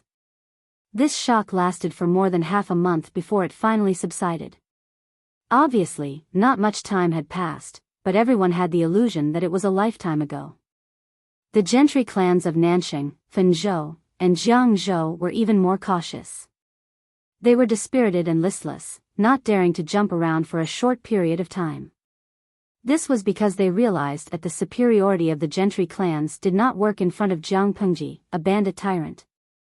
Her capital to establish a foothold in this chaotic world was not controlled by the gentry clans. She did things unscrupulously, committing murder, arson, and looting with a clear conscience. She was a smelly, hard, and stubborn rock in the latrine. The gentry clans, as precious goose eggs, collided with her. The gains did not make up for the losses. They could not afford to provoke her, could not afford to provoke her. The chaos on Jiang Pengji's side had just calmed down, but a new storm was brewing in the other 2 places, affecting the situation of the entire world. One was Qiguan Rang and Sun Wen of Zhangjiang Pass. When these 2 black-hearted people got together, their black-bellied index was off the charts. They would plot against whoever they wanted. The other was Enchui's side. His beloved concubine, the princess of Xichang, was diagnosed to be more than a month pregnant during the new year. The new year was coming. Enchui, who had been suffering from an unmentionable illness for many years, had successfully gotten his beloved concubine pregnant. This was double happiness. Enchui was ecstatic. In his joy, Enchui rewarded the 3 armies to celebrate. Everyone was happy and harmonious. However, Niaqing of Zhongzhou was not in the mood to celebrate the new year. The gloomy atmosphere of the Nia family was a stark contrast to Enchui. Niaqing had experienced the deaths of his father and father-in-law, as well as the betrayal of his cousin, Niayang. This allowed him to grow rapidly in a short year. Sadly, the speed of Niaqing's growth could not keep up with the changes in the situation in Zhongzhou. Speaking of which, it made people sigh. Thinking back to when Niayang was still around, Niaqing was the target of everyone's fawning. Chapter 1638. Outside, there were enemies eyeing covetously. Inside, there were hidden dangers. Everything was in chaos. The increasing pressure and the ever-present schemes caused Niaqing to lose weight day by day. Not long after, he was so skinny that he was only left with bones. When all these heavy burdens fell on the young man's shoulders, his fine black hair turned white in just a few short months. Not only that, Niaqing would often fall into a trance, his haggard appearance making people feel bitter. Who would have thought that this thin and frail young man in front of them was a high-spirited and carefree noble son of a landowning household 2 years ago? Anyone who saw Niaqing's transformation couldn't help but sigh. However, no one would give up their ambitions just because they sympathized with Niaqing. Even if Niaqing had the intention to unite all the forces within Zhongzhou and form an alliance to resist Jiang Pengji's forces, would those who flaunt their seniority listen to Niaqing? To them, the Nia family was like a starving camel that was still bigger than a horse. Niaqing was still a stumbling block in their way and had to be removed. Even if someone was willing to temporarily stop fighting for the sake of the big picture, Qiguan Rang and Sun Wen were not just for show. How could they allow Niaqing to reunite the scattered forces of Zhongzhou? As soon as Jiang Pengji led her troops to Zhangzhou, the two of them got together and formulated a series of plans against Zhongzhao. After picking and choosing, they finally decided to secretly support a puppet force. Although it was a puppet faction, it had a certain amount of connections and resources in Zhongzhao. It was a local faction that was born and bred in Zhongzhao. Back then, if it weren't for the fear of the Nia clan's despotic power and Niao Yang's methods, the leader of this force wouldn't have so easily submitted. TSK, you say that you're subservient, but you actually have the heart of a tiger. Qiguan Rang smiled as he read through all the information about this person. He said to Sun Wen curiously, it's a pity that his heart is higher than the sky, but his life is thinner than paper. If he was so ambitious, why didn't Niao Yang deal with him before he died? If we leave such a disaster alive, even if we don't make use of him, he will become a huge problem for Nie Qing in the end. Sun Wen didn't even bother to bat an eyelid. Although Niao Yang is talented, he is not a god. Zheng Hao was ambitious, but he was also smart. So many ambitious hidden dangers had been eliminated by Niao Yang, allowing Zheng Hao to slip through the net.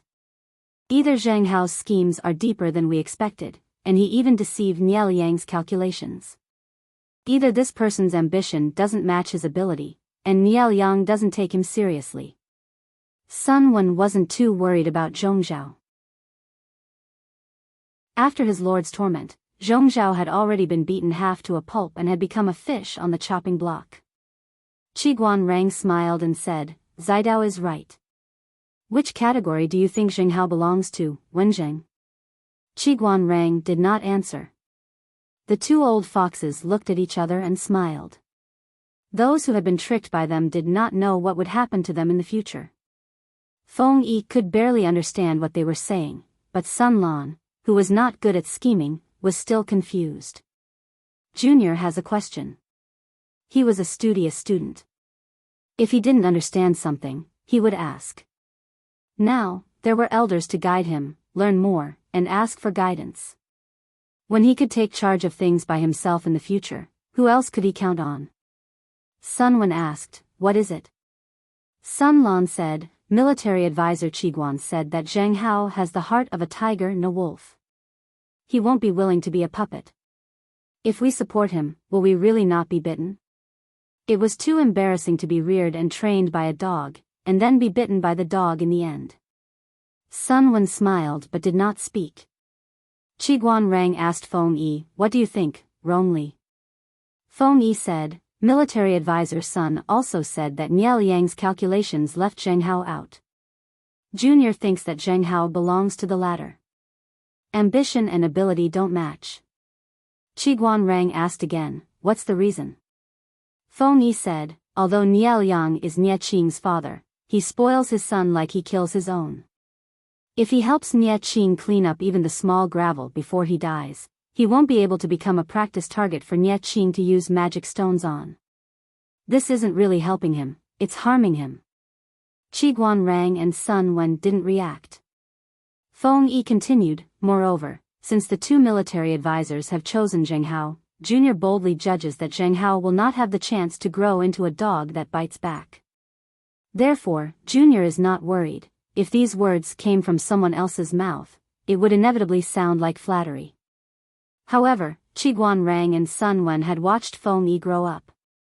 They were well aware of her temperament.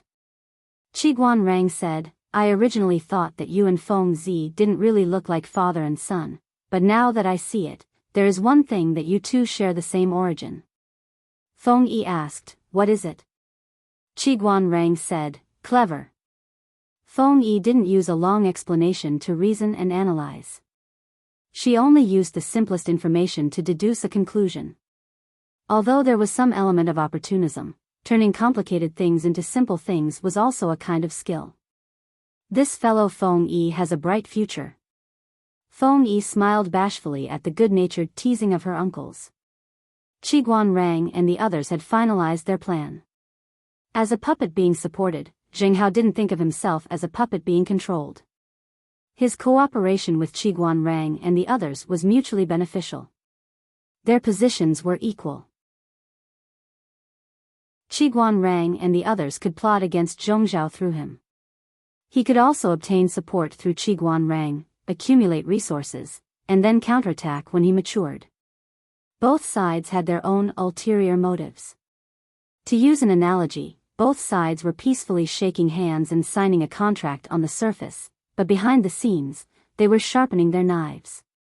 Qiguan Rang was waiting for the right time, while Zheng Hao was enduring hardships to gain courage. With the secret support of Qiguan Rang and the others, Zheng Hao gradually annexed a lot of territory and slowly gained confidence. He could even ignore Nie Qing's dispatches and orders. Under Qiguan Rang's instructions, he even caused Nie Qing a lot of trouble, sowing discord in the alliance plan proposed by Nie Qing. Zheng Hao's advisor was a little worried about the current situation. General, Qiguan Rang and Sun Wen under Lu Shi's camp are both her confidants. She left the two of them at Zhangjiang Pass with ill intentions. Cooperating with them is tantamount to asking a tiger for its skin. We might as well reconsider this matter. Zheng Hao waved his hand to interrupt his advisor. He sighed heavily and said, "Do you think I don't know this? However, this is our only chance to get rid of the Nie family. It wasn't easy for Nie Liang to die, and now his son has climbed over my head. He's just a naive and incompetent brat. What ability does he have to order me around?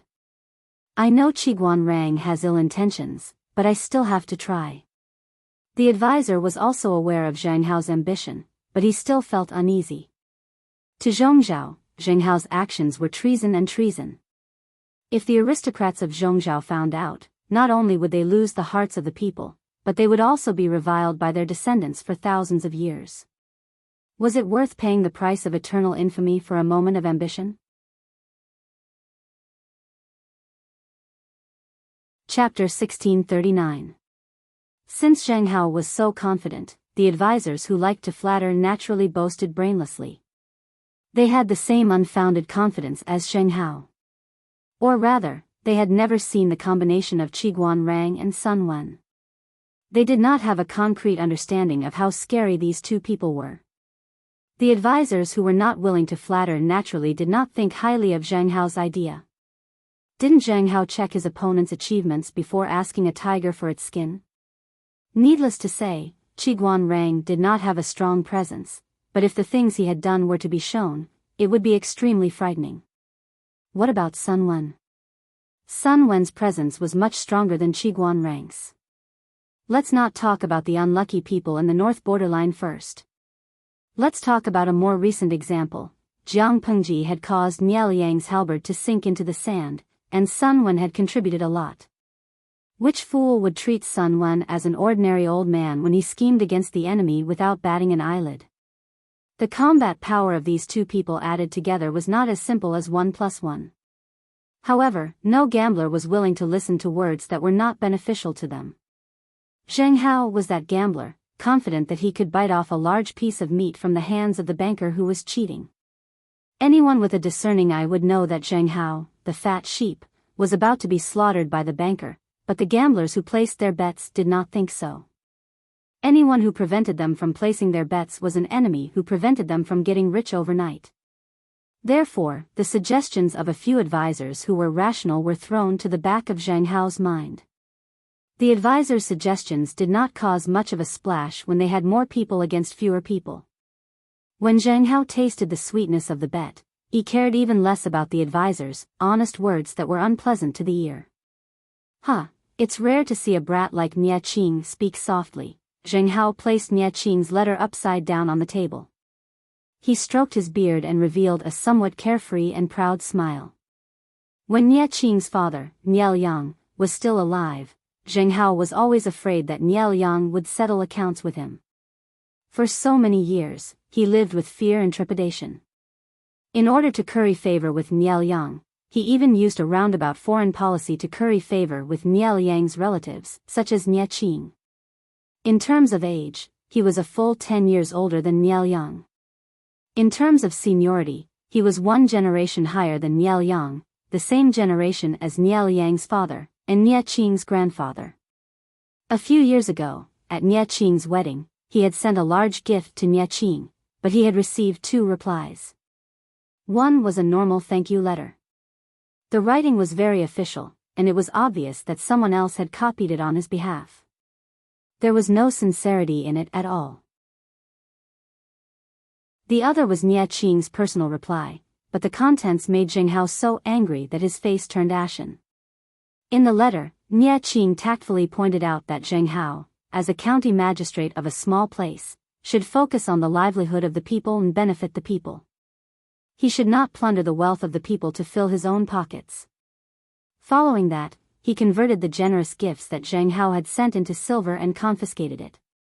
When Zheng Hao found out about Nie Qing's actions, he was instantly enraged and secretly cursed Nie Qing for being a hypocrite. Why was he scolding her like that? Nie Qing's father, Nie Liang, was a ruthless person who would even kill his own family.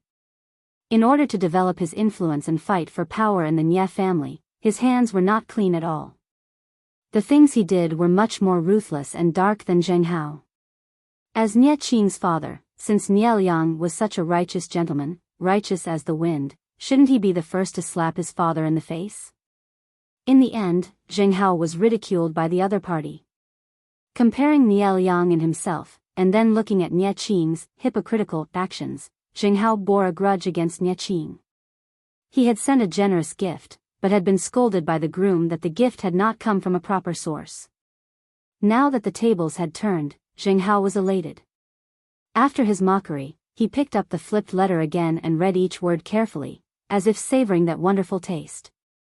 "General, will Nie Qing's side detect it?" Zheng Hao asked in response. "Detect what?" "So what if he does?" Without Nie Liang's protection, without Wei Yang's schemes, Nie Qing is just a puppy that has not been weaned. So what if he barks at people? Can he bite me to death when he's fierce? In other words, Zheng Hao did not think much of Nie Qing. The equipment that Nie Liang had left for Nie Qing before his death had been stripped clean by Jiang Pengji. What kind of storm could this fierce puppy do? The advisor said worriedly, "Nie Qing is not a threat, but if he reveals the fact that General is secretly conspiring with Lu Shi, there was also a chain of contempt between the gentry. Because Zhongzhou was once the strongest of the 5 countries, the gentry also had an inexplicable sense of superiority. Dongqing was in the middle and lower reaches of the chain of contempt. Their attitude towards Jiang Pengji was neutral and repulsive. In addition, Jiang Pengji had killed so many of Nie Liang's elites and generals. Most of those generals were inextricably linked to the gentry of Zhongzhou. New hatred and old hatred naturally made them even more disgusted. To put it lightly, Zheng Hao's actions were helping an outsider. To put it more seriously, Zheng Hao was a traitor who had committed treason and would be collectively targeted by the gentry of Zhongzhou. It was not that Zheng Hao had not considered it, but in the face of benefits, what was a crisis worth? Furthermore, don't worry. Nie Qing won't say anything because he has no evidence, Zheng Hao said confidently. This child that Nie Liang gave birth to really doesn't look like his son. Nie Qing does things by the book and is very dumb. Without solid evidence, he won't casually slander others. I have been very careful in my cooperation with the people from Dongqing and did not leave any traces. Even if Nie Qing wants to reprimand me, he can't. The advisor said, Nie Qing's temperament is indeed, it was not that Nie Qing was too naive, but his thinking was different from the feudal lords in troubled times. He was more of a gentleman. If Nie Qing had been born in the prosperous times, it would have been a matter of time before he became a famous scholar with the name of Righteousness and Righteousness. It could only be said that Nie Qing was born at the wrong time. He should not have been born in troubled times. The advisor suggested that Nie Qing strike first and gain the upper hand. He should take the lead and label the disrespectful Zheng Hao as a traitor. He could use the method of borrowing others' strength to make Zheng Hao a target and let others attack him. He could use this to curb Zheng Hao's momentum. Regardless of whether Zheng Hao had really committed treason or not, it would at least teach him a lesson and let him know how to restrain his arrogance. Nie Qing was indecisive. He had his own thoughts. It would be fine if Zheng Hao is not wrongly accused. If he is wrongly accused, it will inevitably affect the confidence of the alliance. Nie Qing sighed. Ever since the Battle of Zhangjiang Pass, everyone's expression has changed at the mention of Lu Shi, and they have lost the confidence to resist. It was not easy to restore some morale. If we slander the alliance now for colluding with the enemy, I don't know what others will think. It will be hard to avoid panic, and the people's hearts that have gathered will scatter like a plate of loose sand. The advisor's thoughts were more radical. The focus of his thoughts was on how to suppress and curb Zhang Hao's momentum and arrogance. He did not think much about the possibility of slander. Nie Qing's focus was on the irreversible consequences of accidentally slandering Zhang Hao. Chapter 1640. The advisor was well aware of this and could only use the deceased Niao Yang and Wei Dan to force Nie Qing. Indeed, everything has its pros and cons. However, regardless of Zhang Hao's innocence, his rise will do us more harm than good. My lord, please reconsider. Nie Qing sighed in his heart. He really did not want to waste his strength in internal strife and benefit Qiguan Rang, who was eyeing him covetously. Thus, he repeatedly tolerated the feudal vassals who were pressuring him. Little did he know that his tolerance for the greater good, in the hearts of those ambitious people, would instead prove his incompetence and cowardice. Let me think about this matter for another night. I'll give you an answer tomorrow. Nie Qing sat in front of his father's token for an entire night and gave his official a reply the next day. What? Zhang Hao received the news one step ahead and was stunned.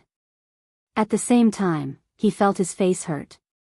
Half a month ago, he had confidently said that Nie Qing was incompetent and would not make things difficult for him without evidence. He did not expect to be slapped in the face half a month later. Not only was Nie Qing going to make a move, but he also planned to kill him so that there would be no evidence. To put it bluntly, he wanted to kill Zhang Hao, who had been jumping around recently, as a sacrifice to the heavens. Pfft, kill the chicken to warn the monkeys, and establish his might. If Zhang Hao had not planted eyes and ears in the Nie family, he would not have received the news 2 days in advance. I really underestimated this little beast. He dares to bite me without any teeth. Zhang Hao cursed in his heart.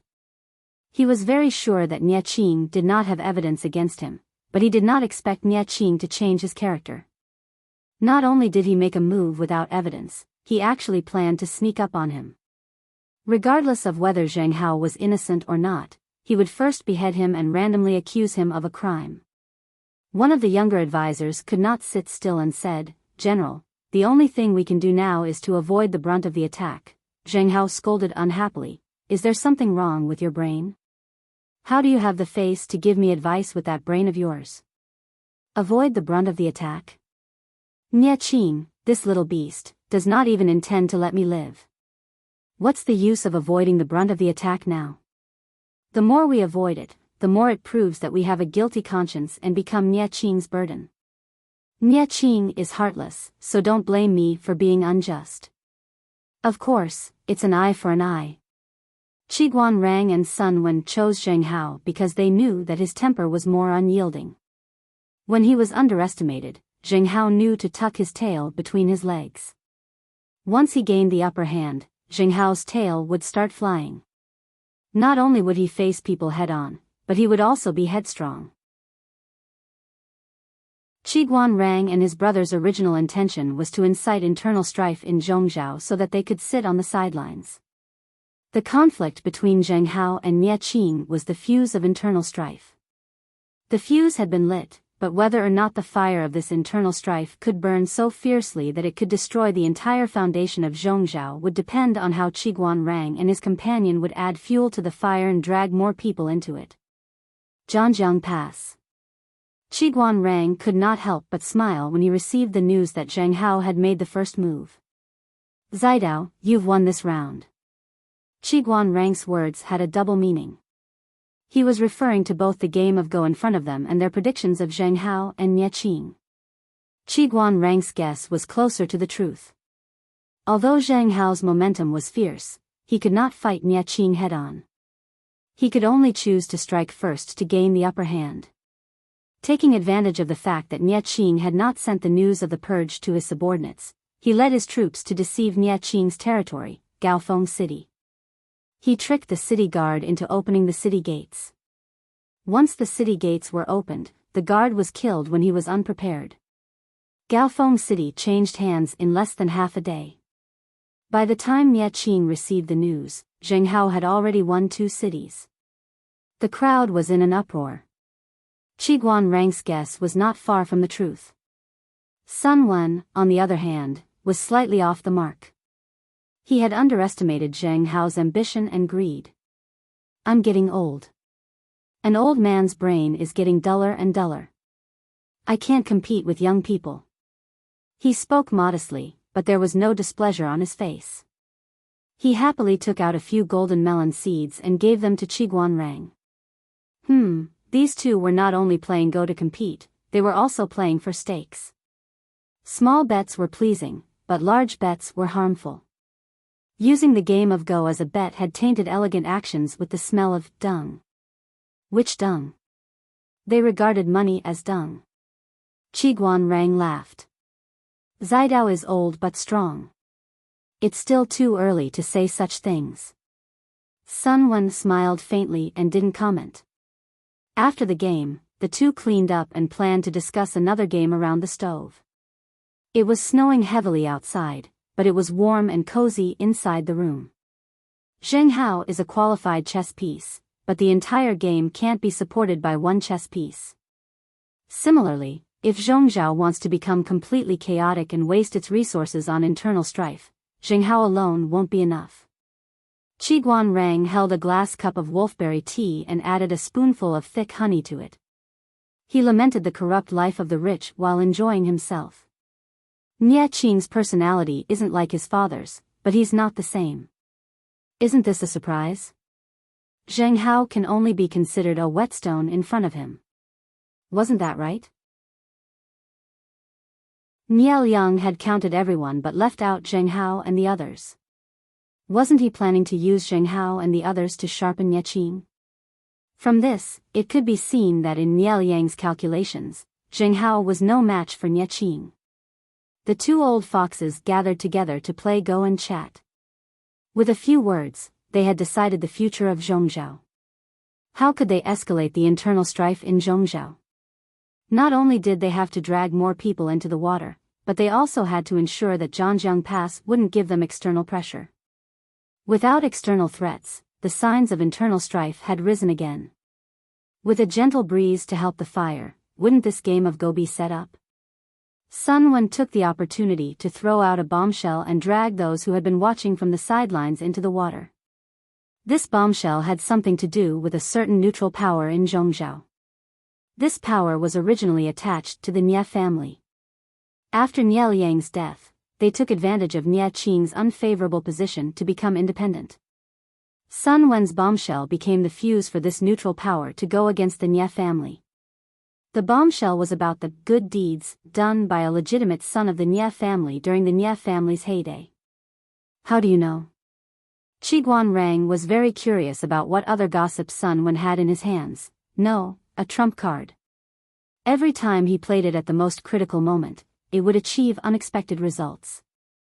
Sun Wen said coldly, as a father, I naturally pay more attention to what the murderer of my son has done. The descendant of the Nie family who killed Sun Wen's only son had dealings with many landowning women. Some had done so willingly, and some had done so unwillingly. His only son, Sun Lai, had won first place at the assembly.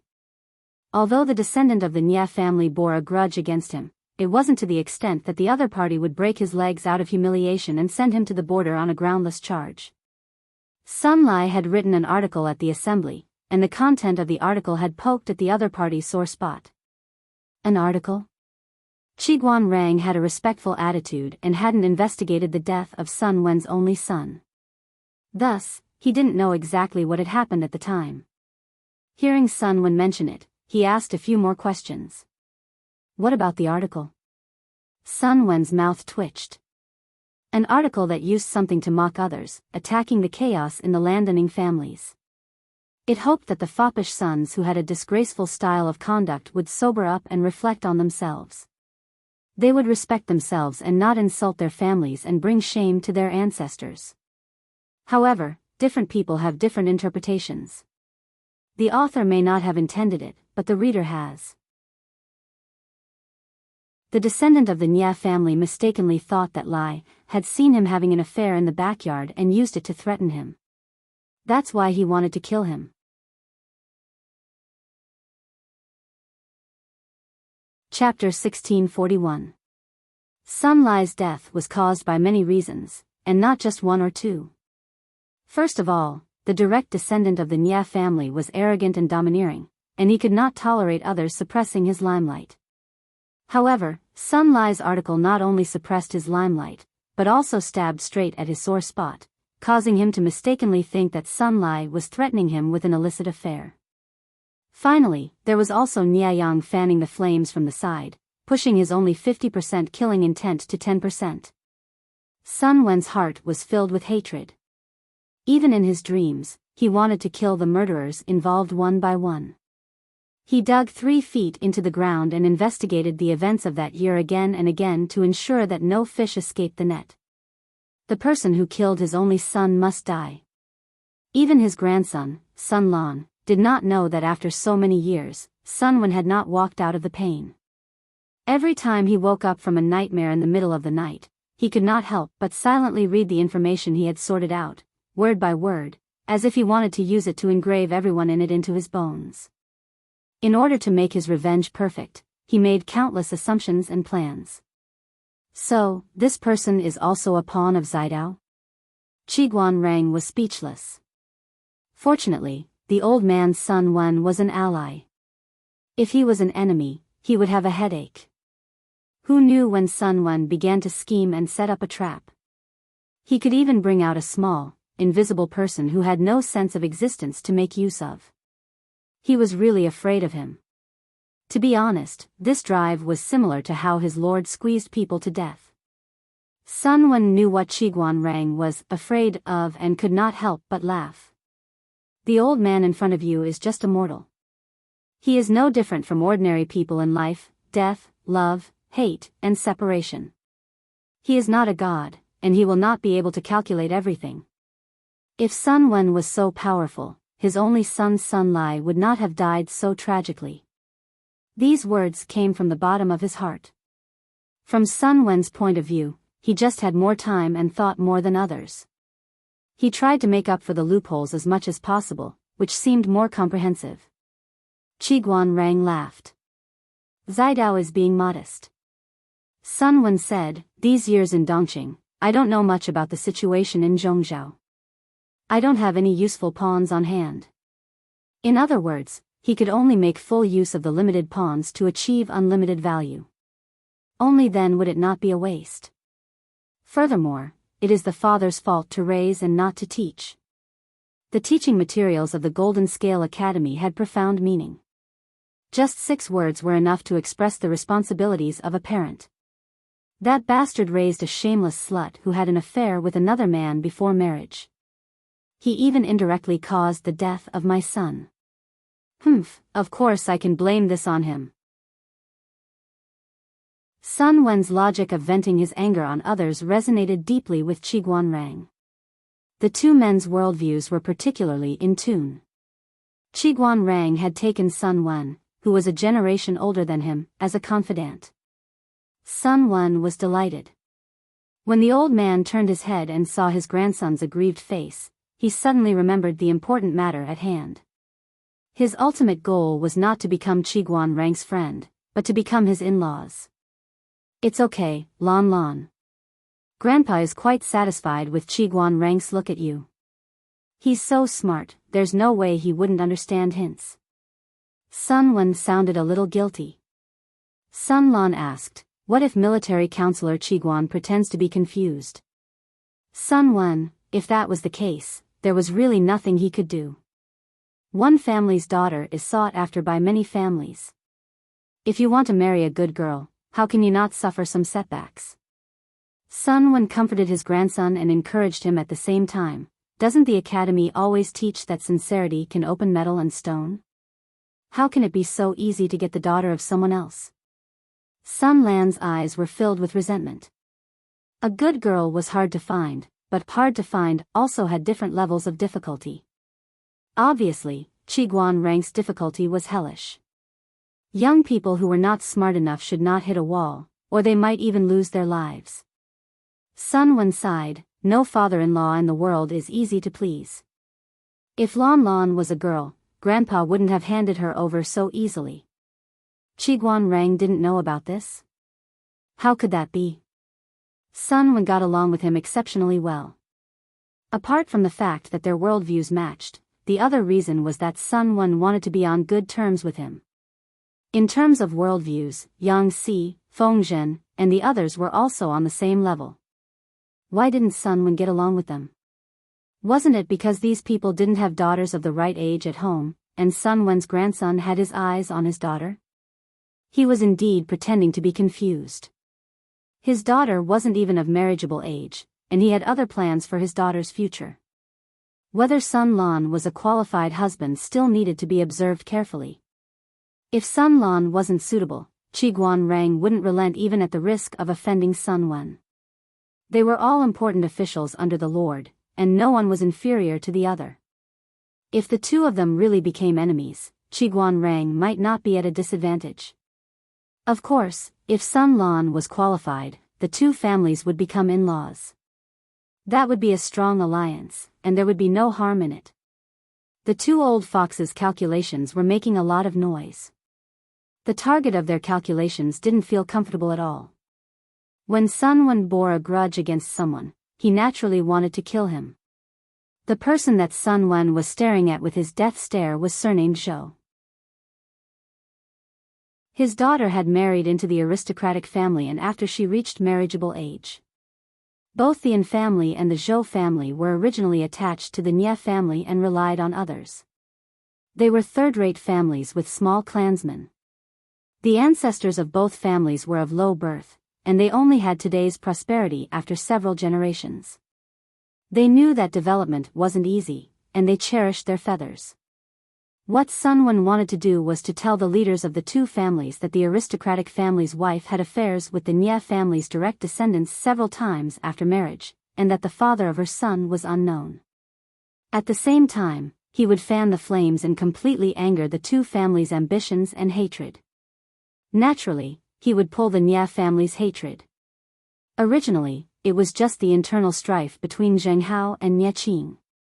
Halfway through, Zhou and An got involved, and the situation became even more chaotic. Zhou and An understood the Nie family very well. If they really rebelled and joined the war, Nie Qing would probably be badly battered. Which man in the world would tolerate the humiliation of being cuckolded? A rival in love used his family background to cheat on his wife, and even gave him a son of unknown bloodline. Who could tolerate that? Reality proved that he could really tolerate it. If the Nie family hadn't suffered a great loss, if Zheng Hao hadn't been there, this man could really tolerate being cuckolded and having a son of unknown bloodline in front of power and family interests. Many aristocratic families put interests first. Even if they knew that their wife had been cheated on, and that their son might not be their own, they could still pretend to be ignorant for the sake of interests. The problem was, did the current Nie family still have the power to intimidate others? Without such power, how could Lady An, who had been cuckolded, endure the humiliation of being cuckolded? When Sun Wen's information was sent to Mr. Cuckolded, he immediately went to settle the score with his wife.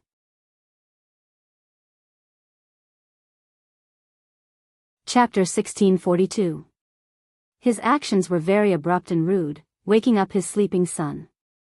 His son was so frightened that he started crying. Mr. Green Hat was extremely impatient, and his eyebrows were full of displeasure. The lady was shocked. "What's wrong, Lang Jun? Why can't we talk things out? Why scare the child? All of you, get out. I have something to say to Madam." Mr. Green Hat suppressed his anger and waved the servants away. After all the servants had left, he asked his wife directly whose son she had given birth to. The lady was a little guilty and confused. She said vaguely, "Why are you suddenly asking this? Could it be that someone is making irresponsible remarks in front of you?" Lang Jun knows best who my son is. Why do you have to accuse me of being innocent?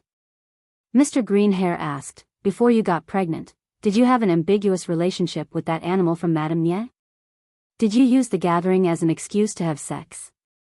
The noblewoman's expression changed drastically, and her exquisite makeup was almost ruined by the shock. Lang Jun, where did you hear such slanderous words about me? It's fine if you don't believe me, but how can you doubt your beloved legitimate son just because of an outsider's words? Mr. Greenhair sneered. It doesn't matter if you don't admit it. You know best whether you did it or not. Maybe you don't even know whose son the child is? I didn't ask you who you had sex with before marriage, but you're still so restless after marrying into Madame. How can you face me? The more she spoke, the more ashamed she became. Whenever she thought of her legitimate wife being cheated on, the humiliation followed her like a shadow. Before the 4 self-accomplishment classics for women was popular in Zhongzhou, relationships between men and women were not conservative. The higher one's status and power, the more so. It was normal for widows with power to keep gigolos. It was normal for unmarried daughters to have 1 or 2 male confidants. The circle of the gentry was more open. However, after marriage, she would have to consider her husband's and her family's reputation and focus on taking care of her husband and children. This was the tacit understanding of the circle many years ago. Of course, after the 4 self-accomplishment classics for women came out, the men of Zhongzhou suddenly became more demanding of women. The unspoken rules that had been considered normal became intolerable.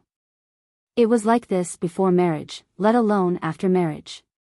Because of this, the husband and wife quarreled. They weren't hysterical, but other than not fighting, they basically didn't leave any face for each other. Since you have so many complaints against me, why did you pretend to be deaf and mute before? Mr. Cuckold pressed her further, and the lady was irritated. Instead of being angry, she laughed sarcastically. You know very well why you are making a scene in my house. If the Nye family is still as dignified as before, even if I have a child with that person from the Nye family, and it's still unclear after marriage, would you dare to fart? You can't even fart. He was afraid that he would tacitly agree that his wife had served him well so that he could seize the opportunity to gain benefits. I'll be frank with you. Even the pimps in the brothel have more guts than you. Ask yourself honestly, do you really not know the relationship between me and that person? Not even a whisper. What a joke. You probably know something, but you don't dare to delve into it in order to avoid it, right? Why are you pretending to be a man to settle the score with me? If you have the ability, why don't you bring people to kill that person? Let's go now. What kind of hero was he if he didn't have any ability and only knew how to yell at inner house girls? Do you think I'm willing? If I tell you, would you dare to stand up for me because of your power? Coward. Mr. Cuckold's face turned ashen. Why wouldn't I dare? The lady said bitterly, of course you dare now. Is the Nye family still the Nye family of the past? If it was in the past, would you dare to speak up? Your whole family, old and young, are just the dogs of the Nye family. Today's Nye family is just an old worm with all its teeth pulled out, yet it still occupies the mountain and claims to be the king. You have long been unconvinced and have long planned to rebel and stand on your own. But because of your face, you are unwilling to bear the reputation of betraying the old master and being ruthless. Now that you're questioning me, you just want to use me as a raft to launch an attack on the Nye family. Say one more word.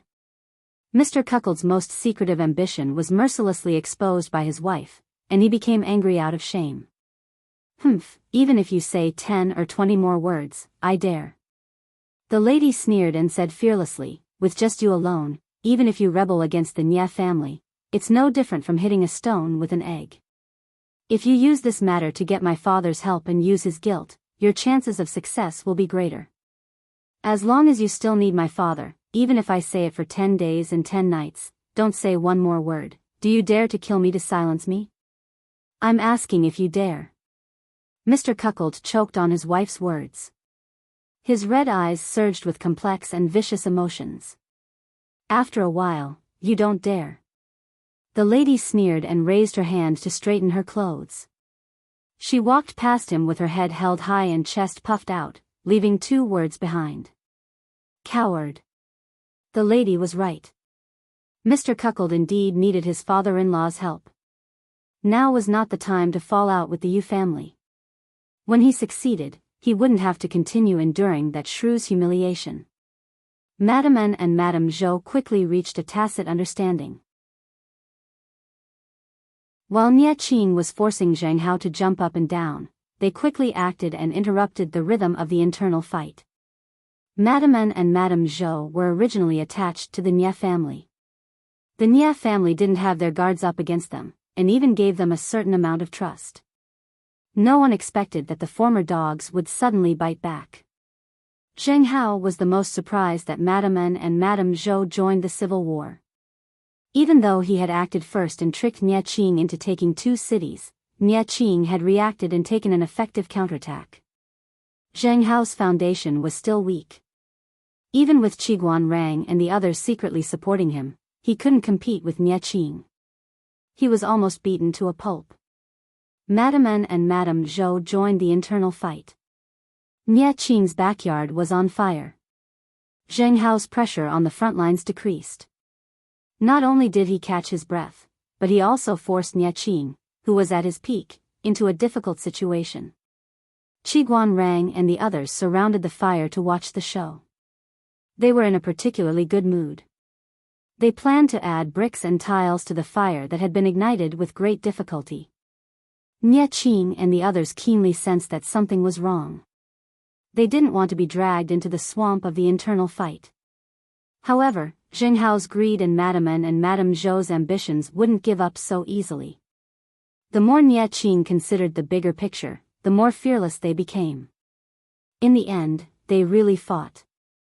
Nie Qing understood that according to this rhythm, they would either die from the internal fight between the 3 families or Jiang Pengji would take advantage of them. After thinking about it, Nie Qing chose the latter. Jiang Pengji was an external threat. Zheng Hao, Madame Zhou, and Madame N were internal threats. Nie Qing didn't think he had done anything wrong to them. However, they betrayed the Nie family at their most difficult time and made a counterattack. If he didn't kill these ungrateful people, was he supposed to keep them alive for the new year? Nie Qing didn't want to see his father in the underworld one day and be reprimanded by him for not being able to control his henchmen. Nie Qing was serious. The internal fight became even more intense. Apart from a truce on New Year's Day, there was no end to the fighting. At first, only a few families participated in the war. Later, other forces were involved. The situation was chaotic. Looking at Zhongzhou, Nanxing, and Dongqing, only Jiang Pengji and Anshui were celebrating.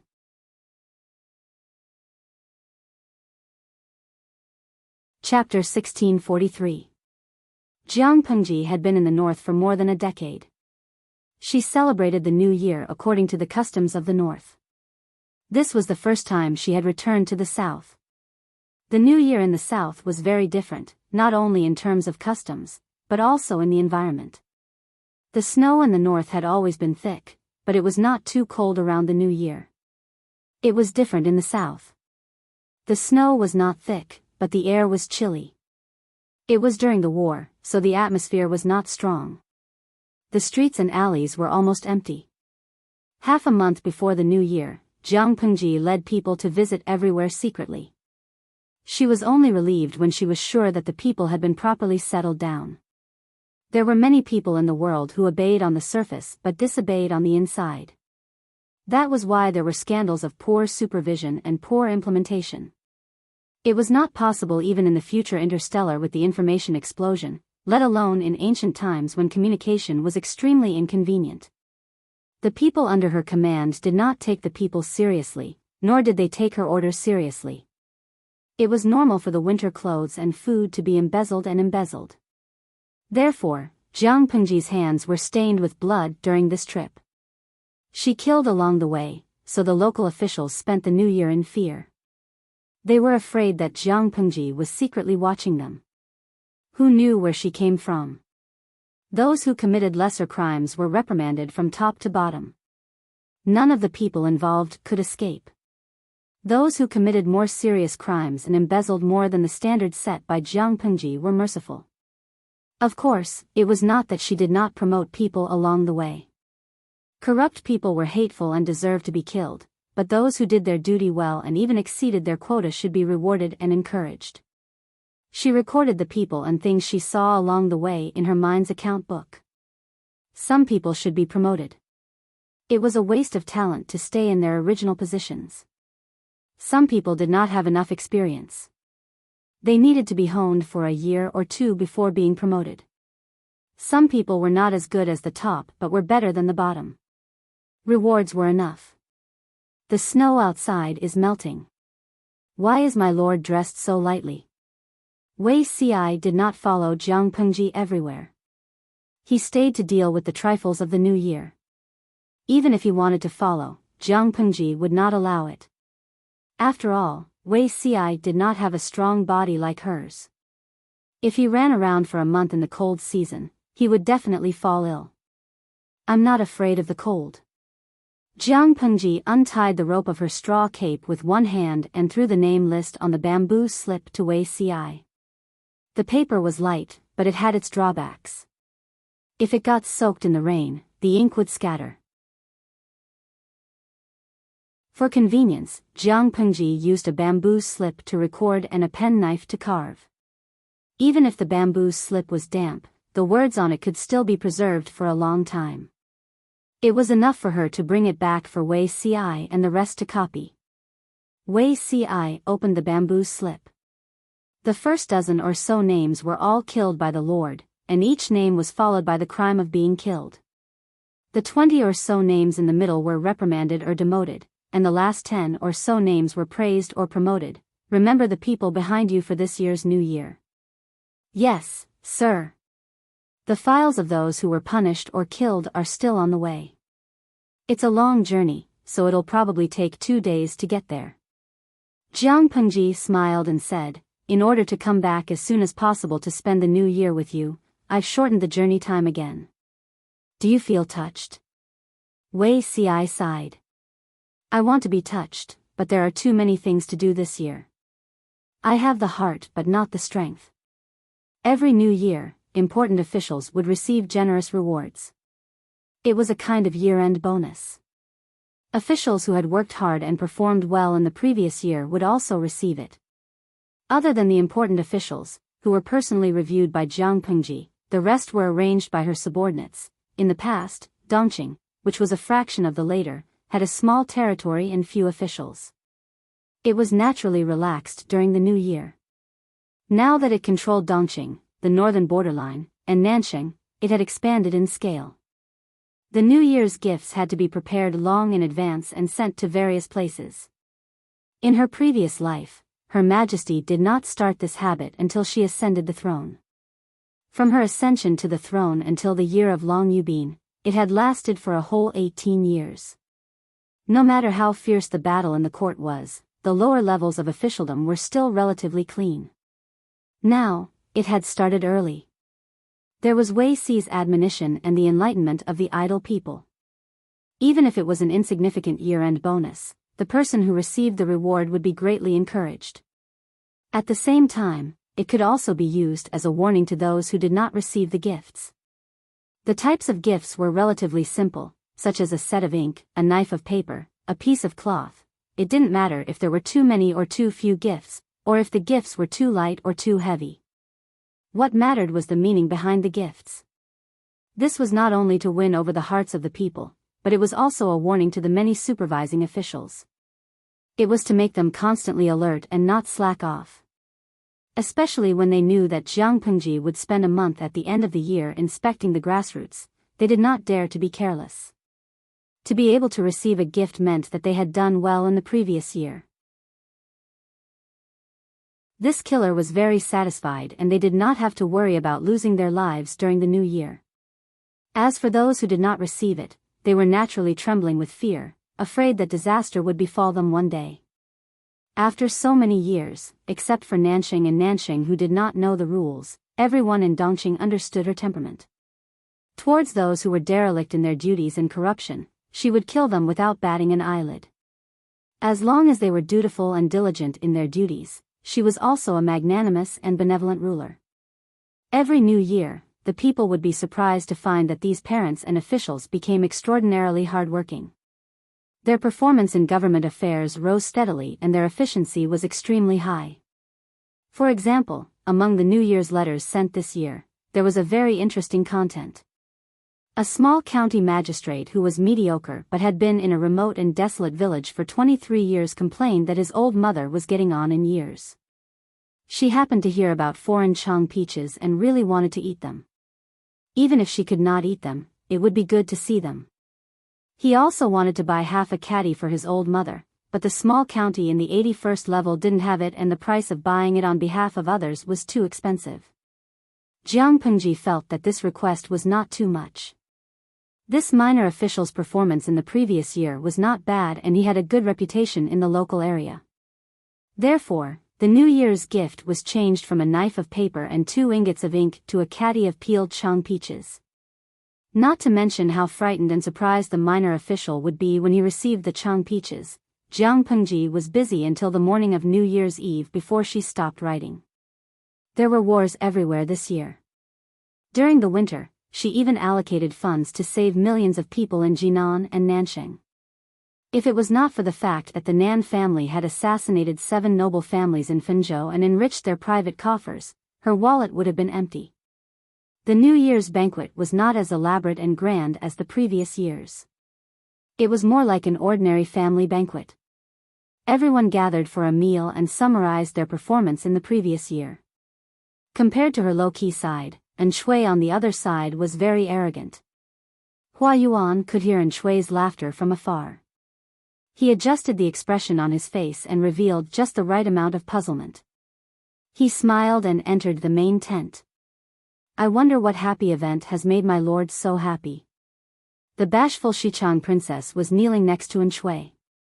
His large palm held the princess's soft hand and he kept rubbing it with emotion. The heavens have not ended my heir. Shui's eyes reddened as he spoke. Although he said that the princess of Xichang was just a plaything and did not have the right to give birth to a young master for him, he was still very happy that she was really pregnant.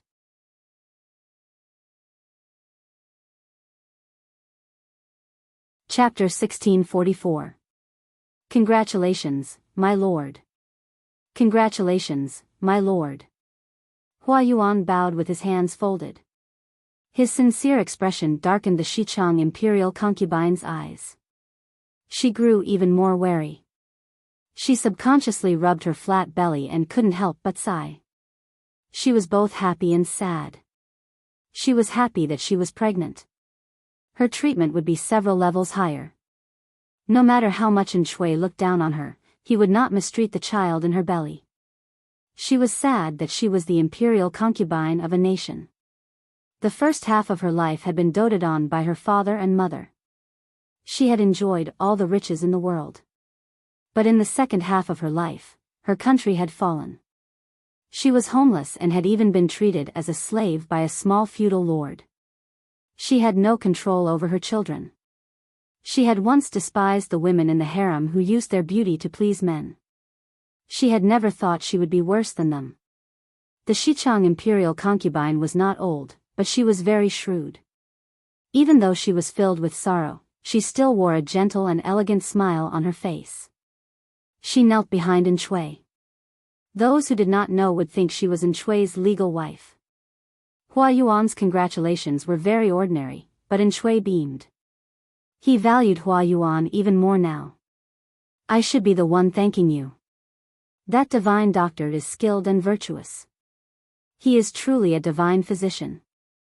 Shui couldn't help but grab Hua Yuan's hand. He patted it as he sighed. Perhaps because he had resolved the matter, he looked radiant. He seemed several years younger. Hua Qin, you have to thank that divine doctor for me. When Lin is born, he will reward you greatly. If not for Hua Yuan's recommendation, Shui would not have been able to cure his illness and have his own child. In terms of merit, the Xichang imperial concubine who had given birth was only second. Hua Yuan was without a doubt the first. Yes. Only the heavens knew what kind of willpower Hua Yuan had to deal with Shui without batting an eyelid. He wanted to tell the unlucky Shui that he could not give him the merit. After all, it was the Xichang prince who had worked hard. After Hua Yuan left, Shui reminded the Xichang imperial concubine again. The child is still young. You have to take care of yourself. When Lin is born, you will not be treated unfairly. The imperial concubine felt very disgusted, but she had to show a shy and happy smile. I understand. I will definitely give birth to a healthy child for you. And Shui was very satisfied. He planned to spread this news so that everyone would feel happy as well. The news of Xichang's princess concubine's pregnancy quickly spread. The officials all congratulated her, and she was so happy that she could only see her teeth but not her eyes. This new year was the most comfortable new year since the disaster of the southern barbarians. Apart from a select few, the other officials did not know that Shui had an unmentionable illness. Those in the know included the old officials who had fought alongside Shui in the early years, such as the Target brothers he had sworn to when he was a member of the Red Lotus group in Dongqing. Speaking of these two sworn brothers, he sighed. Shui had been able to call them brothers when he was down and out. Later on, when he returned to Nanqing and started his own business, the aristocratic ways in his bones had completely separated him from his two sworn brothers. The two sworn brothers had martial prowess and were not afraid of death. In the early years, when Shui had no men and no land, they were indeed the trump cards that Shui could bring out. The present was different from the past. Was Shui still the stray dog of the past? He was now the vassal of Nanqing, Shui. The two sworn brothers were born in the wilderness and were illiterate. They spoke rudely and acted rashly. Shui, on the other hand, was a famous aristocrat who had enjoyed all the glory, splendor, and wealth. The three of them did not grow up in the same environment at all. They did not share the same view of the world. However, Shui did not want others to say that he was an ingrate who shared hardships but did not share hardships. Even though the two sworn brothers had fallen behind for many years, he did not abandon them. Instead, he gave them a place to retire and allowed them to live a life where they did not have to worry about food and water, Shui felt that he had done his best, but the two sworn brothers did not feel good about it. They thought that they were very important, but as Shui climbed to a high position, or as he recovered the glory that he once had, they seemed out of place. They had been marginalized by Shui all these years. One of them had even been demoted again and again because he did not do a good job in supervising the rations. Now, he was just a bald general. Calling him a general was just a nice way to put it. In reality, he was not even as good as an ordinary centurion. Shui was overjoyed. They only had the right to be in the background because of their past hardships. When the crowd of congratulatory people had left, the two sworn brothers finally had a chance to say a few words to Shui. One of them was more straightforward. With a hesitant expression, he said, "Big brother, isn't your body? Why does sister-in-law have?" Before he could finish, Shui's face turned completely black. The other sworn brother interrupted him with an awkward smile. "Congratulations, big brother. When sister-in-law is pregnant, I will congratulate big brother again. I suddenly remembered that I still have things to do in the camp. I will take my leave first." With that, he dragged his sworn brother away without a word. If he did not leave, did he want to be killed by Shui in a rage? Did he not see that Shui's face was so black that it was almost green? Men could not stand the humiliation of being cuckolded, much less being questioned by a sworn brother. "My good brother, why are you dragging me away? If I don't drag you away, do you want to drag me to death? How did I drag you down? Big brother obviously cured his body and that's why sister-in-law is pregnant. Yet you're questioning whether his hidden illness has been cured. Aren't you suspecting that the baby in sister-in-law's womb belongs to another man?" He was almost at his wit's end. After so many years, did he still not know how to be more cautious? As they followed in Shui, they became more aware of what it meant to be powerless. It wasn't that they were not brave enough when it came to killing their enemies. It was just that brute strength did not allow one to climb higher in this world. To make an analogy, when Shui had just started his business, of course, he prioritized profits. He rushed for sales and income. It was fine for his subordinates to be a group of undergraduates. But when his business expanded and he wanted to expand his business, it was inevitable that he would choose to transform and pay more attention to product quality and the capabilities of the company's personnel. The two sworn brothers were undergraduates. If they wanted to keep up with the pace and not be eliminated, they had to work hard to enrich themselves. They had to work hard to make their abilities catch up with the elites from prestigious universities. Otherwise, what awaited them was elimination. Speaking of which, Dian Yan, who worked under Jiang Pengji, was a typical example. He was a hard-working person who kept learning and kept up with the pace. Dian Yan was lucky. Jiang Pengji, the Lord, gave him directions at the right time. Yang Si, the think tank, was stationed with him in Hu County for 2 to 3 years and gave him special lessons from time to time. Dian Yan learned with difficulty at first, but he also climbed up after much hardship. On the other hand, the two of them were not so lucky. And Shui did not have the patience. He did not think that their hard work would be very effective. His other colleagues also looked down on their background and abilities. They were unwilling to pay attention to these two uncouth people, let alone give them pointers. They could still stay in the Shui group as a customer service and janitor. They could earn a living because of Shui's kindness.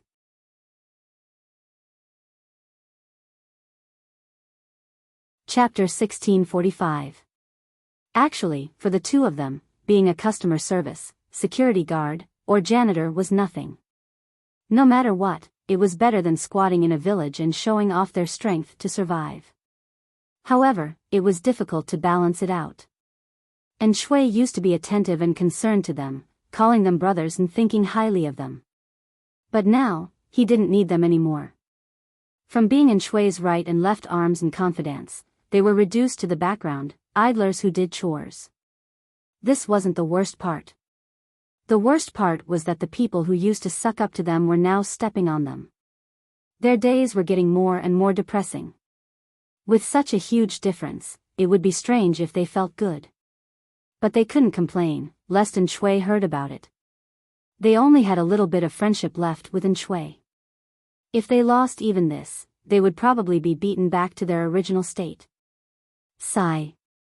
Let's not talk about these unhappy things. We haven't had a drink together in a long time. He patted the shoulder of his brother and sighed. Sister-in-law warmed the food and wine at home. We're going to drink to our heart's content tonight. Let's go. Both of them were sad people, so they agreed to get drunk together. Unexpectedly, they ran into Lu Zheng, who had lost a lot of weight and was about to return home. The brothers' eyes brightened. One of them called out to Lu Zheng. Military advisor Lu, where are you going? Lu Zheng's situation wasn't much better than the two brothers. The latter saw it and remembered it. Lu Zheng had sacrificed a lot for Shui. The first 2 years were even more difficult. Who knew how much energy and effort it took to slowly open Shui's shop, allowing him to enjoy the glory he had today. Now that Hua Yuan, who was more to Shui's liking, had appeared, Lu Zheng, the strategist with whom he didn't share the same values, was slowly buried and marginalized. To be honest, Lu Zheng was one of the few people in Shui's camp who was willing to look the two brothers in the eye. Thus, they were extremely respectful to Lu Zheng. They would greet him and say a few words when they met on the road. Lu Zheng turned his head and said calmly, "So it's you two generals. I went to congratulate my lord earlier. I'm on my way home to stay up for the new year." Even though there weren't many people in Lu Zheng's house, staying up for the new year was an old tradition. The two brothers looked at each other, cupped their fists, and invited, "We are also alone outside, and it's boring to stay up all year round. Why don't you join us, military advisor?" Lu Zheng nodded in agreement. Festivals like the Chinese New Year should have some popularity, and the more people, the merrier. The two brothers happily led the way. After a few turns, they arrived home. The house was brightly lit, and a beautiful woman had been waiting outside for a long time. "Madam, go and prepare some good wine and dishes. We must drink to our heart's content with the military counselor and the others tonight." The woman nodded and led the two maids to bring out the wine and delicacies that had been kept warm. After eating 2 mouthfuls of food, her sworn brother said, "Sister-in-law's cooking is amazing. I haven't had such delicious food in a long time." The two brothers boasted about their business. Lu Zheng sat at the side and listened quietly.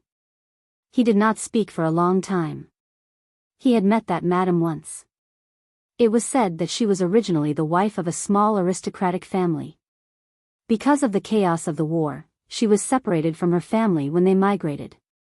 She fell into the hands of the southern barbarians and was tied to the back of a horse as a spoil of war. Whether it was luck or misfortune, the southern barbarians were about to take their spoils of war away to enjoy when they ran into the troops of Shui's tent. At that time, Shui's career had just started. The two sworn brothers were the most useful generals under his tent. The sworn brother killed the southern barbarian bandits and saved this concubine's daughter. He immediately saw her and brought her back to his tent without a word. From Lu Zheng's point of view, this kind of forced buying and selling was essentially no different from the southern barbarian bandits. Weren't they all bandits? But this madam had accepted her fate, so Lu Zheng could not say anything. He did not like this world. Whether it was men or women, they were all pitiful and weak in the face of evil bandits who took things by force. In the end, they had to accept their fate and treat the other party as heaven and earth. It was truly laughable. Lu Zheng was not a talkative person, so the two brothers did not think there was anything wrong with him. After 3 rounds of wine, their faces were red, and they began to speak with a lisp. Their voices sounded slurred, and they did not control their mouths. Lu Zheng listened and sighed inwardly. No wonder Shui was at odds with these two brothers. Secrets could not be kept. Once they drank, they dared to say anything. As time went on, a narrow-minded person like Shui would naturally have disagreements. The two were discussing Shui's inability to have children due to her unmentionable illness, each saying something about how the other had gotten pregnant. Not only did Shui disagree with them, but Lu Zheng also felt uncomfortable listening to them. If the salted fishes were here, they would know why. Because the words of these two brothers were stabbing straight at the G-spot of a straight man. It would be strange if Lu Zheng, who had normal values, could feel comfortable listening to them. After listening for a while, Lu Zheng used the excuse of sobering up to go out to the veranda to look at the snow. The sounds in the room faded away behind him. "It's snowing." The bright moon poured down cold light, dispersing the tipsiness on Lu Zheng's body. His swollen mind calmed down again. He had a question in his heart. This question was the same as the two people in the room. How did Shui have a child? How did the child come so coincidentally? Seeing Shui so happy all day, it did not seem fake. Although he was confused, he did not say it out loud like a boor. Lu Zheng still cherished his life. If he angered Shui's murderous intent because of this, wouldn't he die an unjust death? No matter how imaginative he was, he did not expect Hua Yuan to play such a trick. On the surface, he was plotting for Shui, but behind his back, he wanted to kill Shui. Moreover, he did not expect Hua Yuan to arrange for the sewing opportunity to be the elder brother of the Xichang princess. Those with more upright thoughts would not immediately think of something that went against human relations, unless it was someone as observant as Jiang Pengji or someone as schizophrenic as Hua Yuan. As he thought about it, Lu Zheng heard the crunching sound of wooden clogs stepping on the snow. A delicate fragrance wafted into his nose. "Sir." A gentle female voice carried a watery warmth. The lady walked over gracefully and put down a cup of soup to sober up. Lu Zheng declined politely. "I haven't had much to drink, so I won't trouble you." He was not a single person. He could understand women's hints. When dealing with married women, it was right to keep a respectful distance. Sir, don't be nervous. Langjun and third brother are drinking in the room. The two of them are drunk and don't know what's going on here. The lady laughed. Seeing that Lu Zheng was still keeping a respectful distance, she said warmly, Sir, please don't misunderstand me. The lady secretly looked around the room. Suddenly, she poured the warm soup on Lu Zheng. She raised her voice and kept apologizing to Lu Zheng. Lu Zheng's face darkened. He raised his hand and brushed away the lady's action of wiping him with a handkerchief. He looked angry. I'm sorry. There are still clothes to change in the residence. Why don't you come to the guest house and change? I'll arrange for a servant to send you away. Lu Zheng did not say anything. He closed his eyes and hid his thoughts.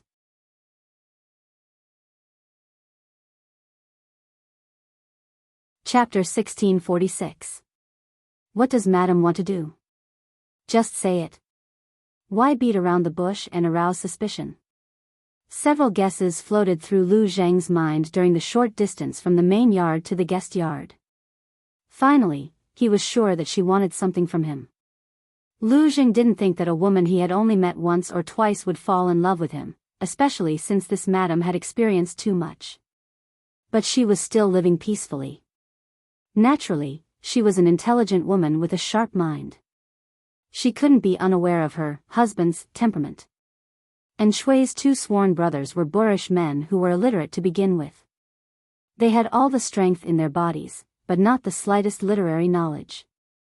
To put it bluntly, they were bandits who didn't know what etiquette was. The worst side of men was vividly displayed in them.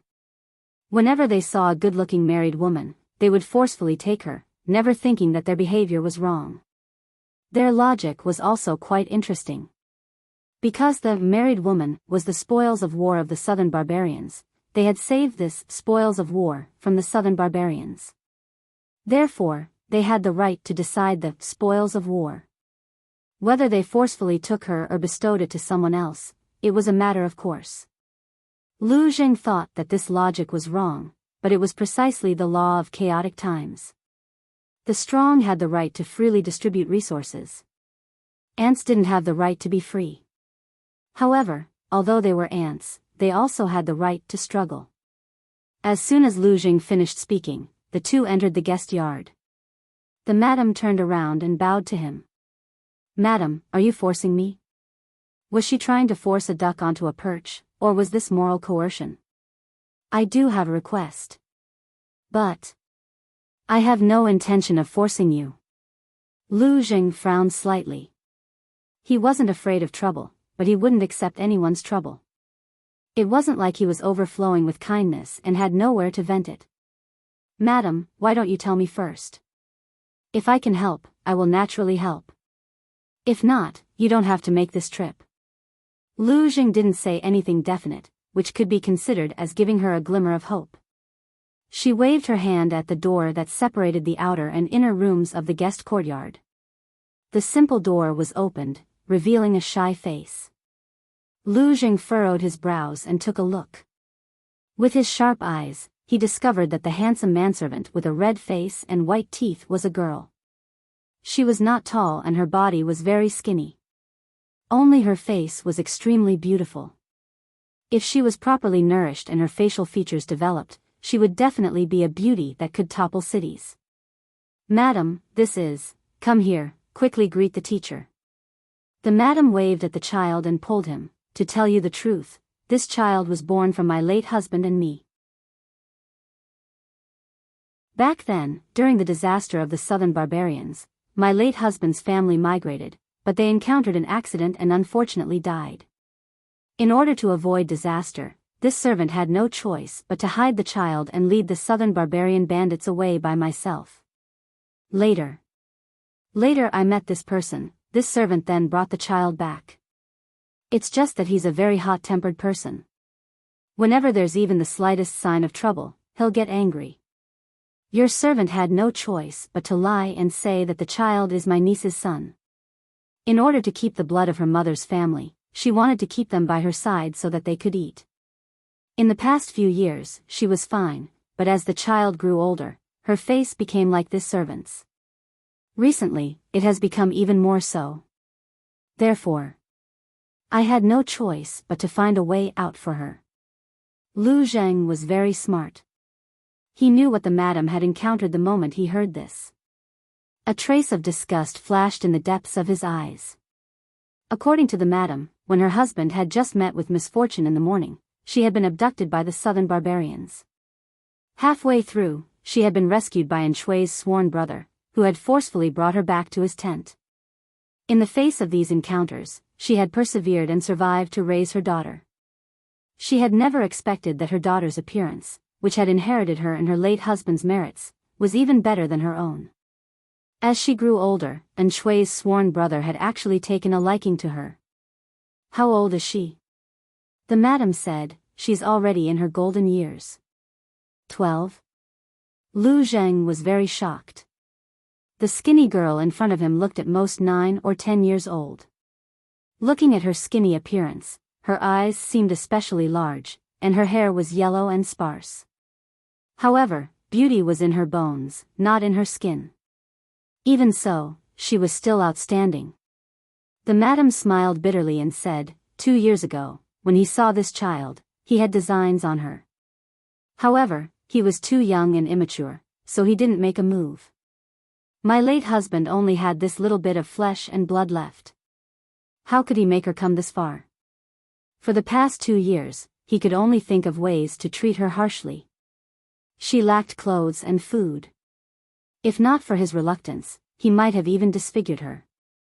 Mother and daughter are connected by heart. How could I have wanted this? Lu Zheng said, what do you plan to do? The madam said, please take her, sir. Lu Zheng almost choked on his own saliva. The madam's words were too ambiguous. The madam also knew that she had said something wrong. She explained, I know that sir already has a family. If you are interested, you can take her as a concubine.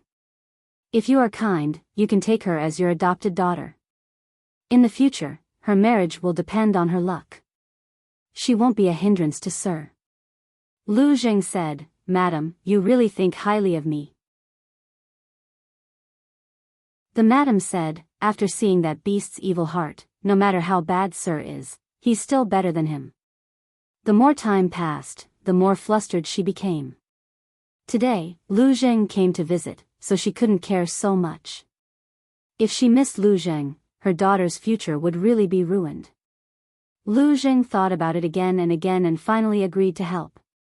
He took the opportunity when Enchanting's sworn brother was drunk to say that he had his eyes on one of the servants in his residence and wanted to take one. In this era, giving each other concubines was a good thing to say, let alone taking a servant. The other party was very drunk and agreed in a daze. When Lu Zheng left, the girl turned to look at the madam, but the corners of her eyes were filled with doubt and hatred. What's your name? Lu Zheng threw his cloak to her to protect her from the wind and cold.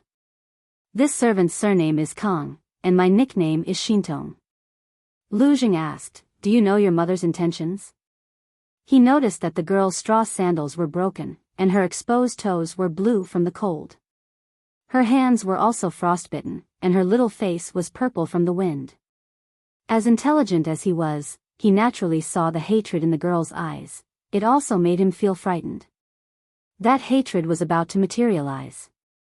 The girl was silent for a long time, as if she didn't know how to answer this question. After a while, she said, this servant thought, she was afraid that this servant would steal her husband, so she abused me in every possible way. Now, with just a few words, she has become a virtuous and loving mother. Forgive this servant for not being able to agree. Lu Zheng listened to the girl's eloquent words, which were completely different from her previous timid appearance. It was an eye-opener for him. This wasn't a timid cub, with sharp claws hidden under its meaty pads. Then do you think that she sent you to me to stop you from stealing her favor? She harshly abused me every day, but now she says it's for my own good. Is there such a good thing in the world? The girl said, after father died, I didn't see her grieve for a single day. On that day, she went to another man's bed. This servant doesn't know. Is this considered a good wife and mother? Lu Zheng shook his head.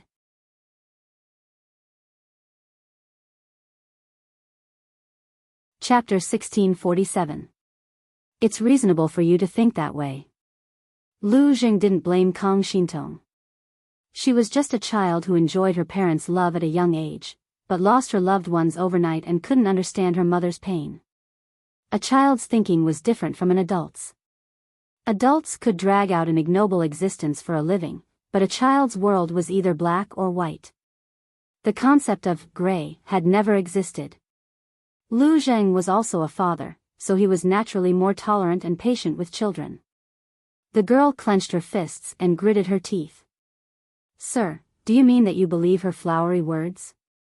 She felt that her mother was ridiculous. When her father was still alive, he let her live a life of luxury.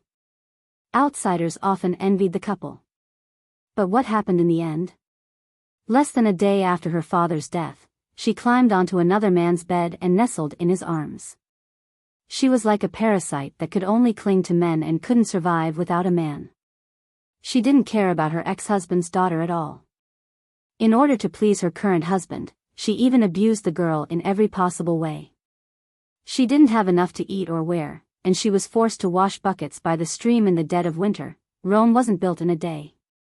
Similarly, the young girl's hatred towards her mother was not something that could be accumulated in 1 or 2 days, or even 1 or 2 incidents. Lu Zheng didn't answer and asked instead, "Do you know what a person wants in a chaotic world?" To live. The girl didn't understand. Lu Zheng continued, "Living is not difficult for ordinary women. If they are willing to let go of their dignity, they don't mind being humiliated like dogs, and they don't mind living a muddle-headed life. Even if they fall into the hands of alien tribes, they can still survive. But living is easy, living with dignity is difficult. No matter how you look at it, your mother is a smart woman." Kang Xintong still stubbornly insisted on her own opinion. Lu Zheng also lost the mood to go back and stay up for the new year. He stopped and took another path. He knew that the girl was stuck in a dead end. Simple chicken soup for the soul wouldn't wake her up. The best way was to slap her in the face with facts. Actually, your mother is your stepfather's concubine, not his legal wife. On the way to the destination, Lu Zheng first gave the rebellious girl a heads-up to ensure that the effect would be the best. Your stepfather was born in the wilderness.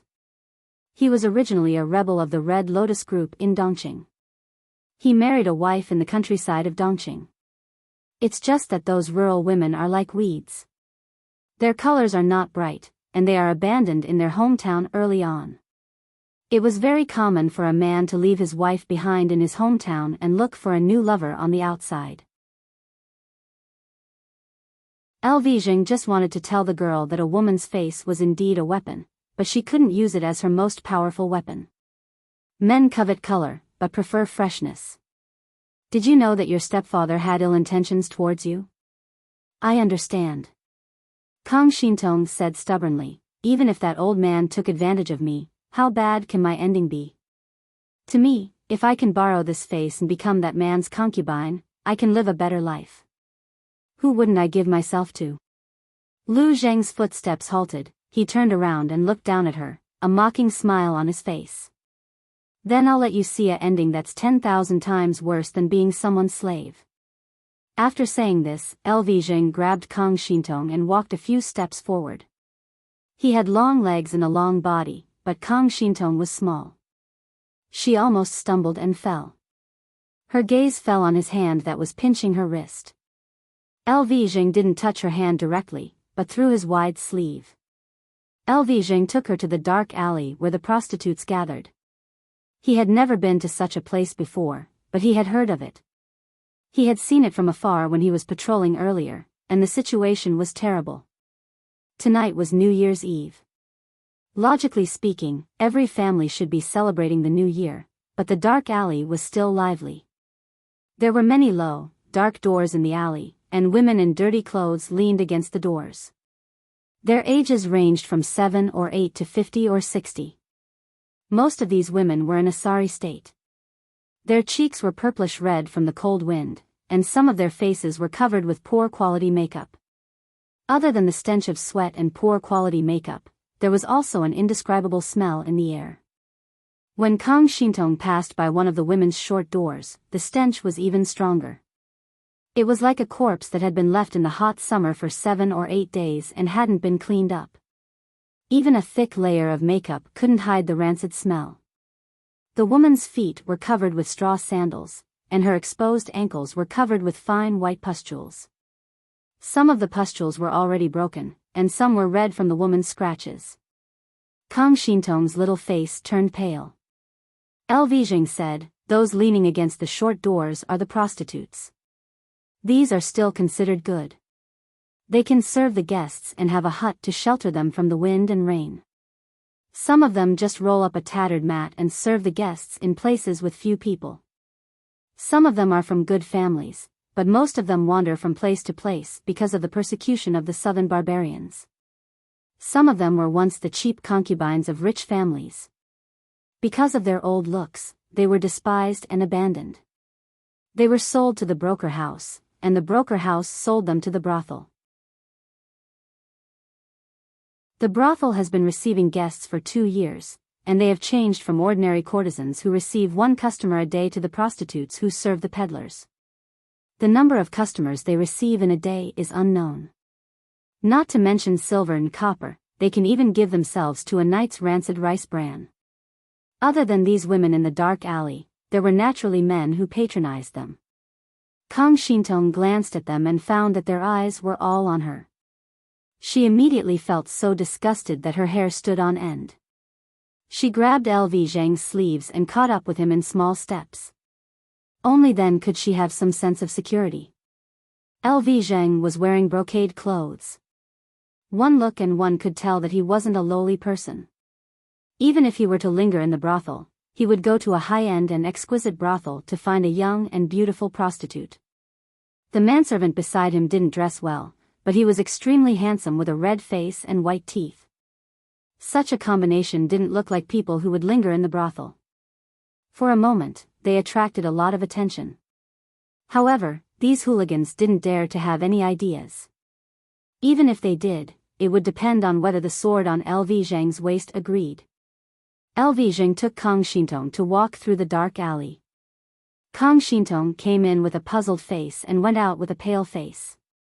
"You saw it all?" Lvijing looked at Kang Shintong's head and said calmly, "Now, what else do you want to say?" Kang Shintong suddenly felt disgusted. She grabbed Lvijing's sleeves and turned her head to vomit out acid. Her mind was full of what she saw and heard just now. The house in the dark alley was very shabby. The movements inside the door couldn't be blocked by a door or a window. Because of the light, she couldn't see what was happening inside, but just listening to the movements made her shudder. The woman's heart-wrenching cries of pain and begging for mercy, the man's violent and heavy breathing and obscene words, some houses were even more terrifying. There was only one woman in the house, but there was more than one man.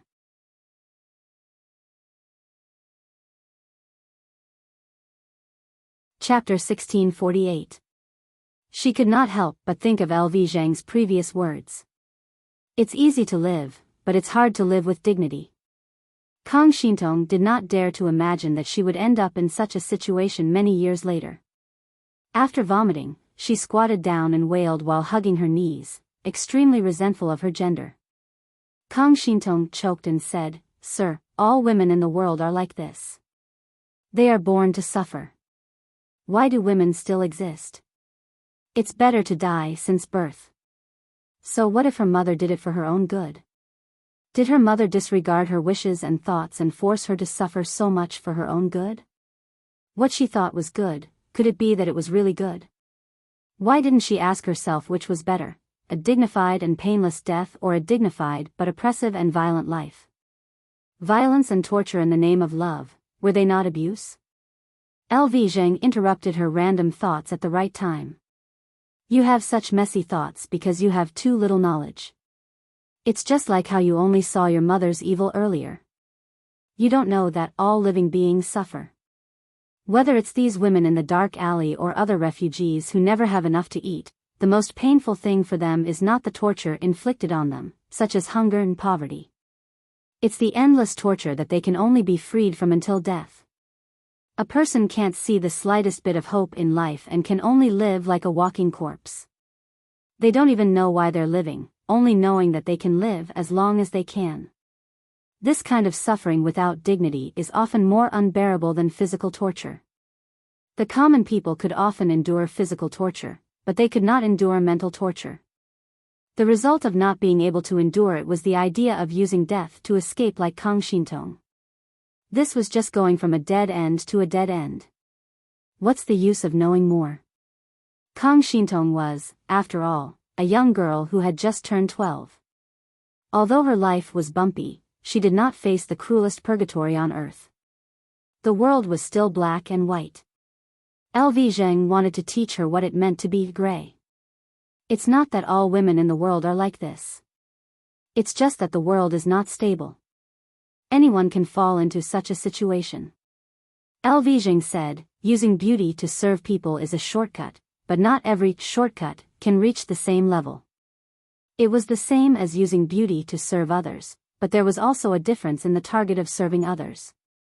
If your target was your stepfather, the prostitutes in the dark alleys would most likely be the portrayal of the rest of your life. If your target was a noble with a high status and authority, or a hegemon who sat on the throne of the world, it would be a different situation. Isn't that because I'm inexperienced?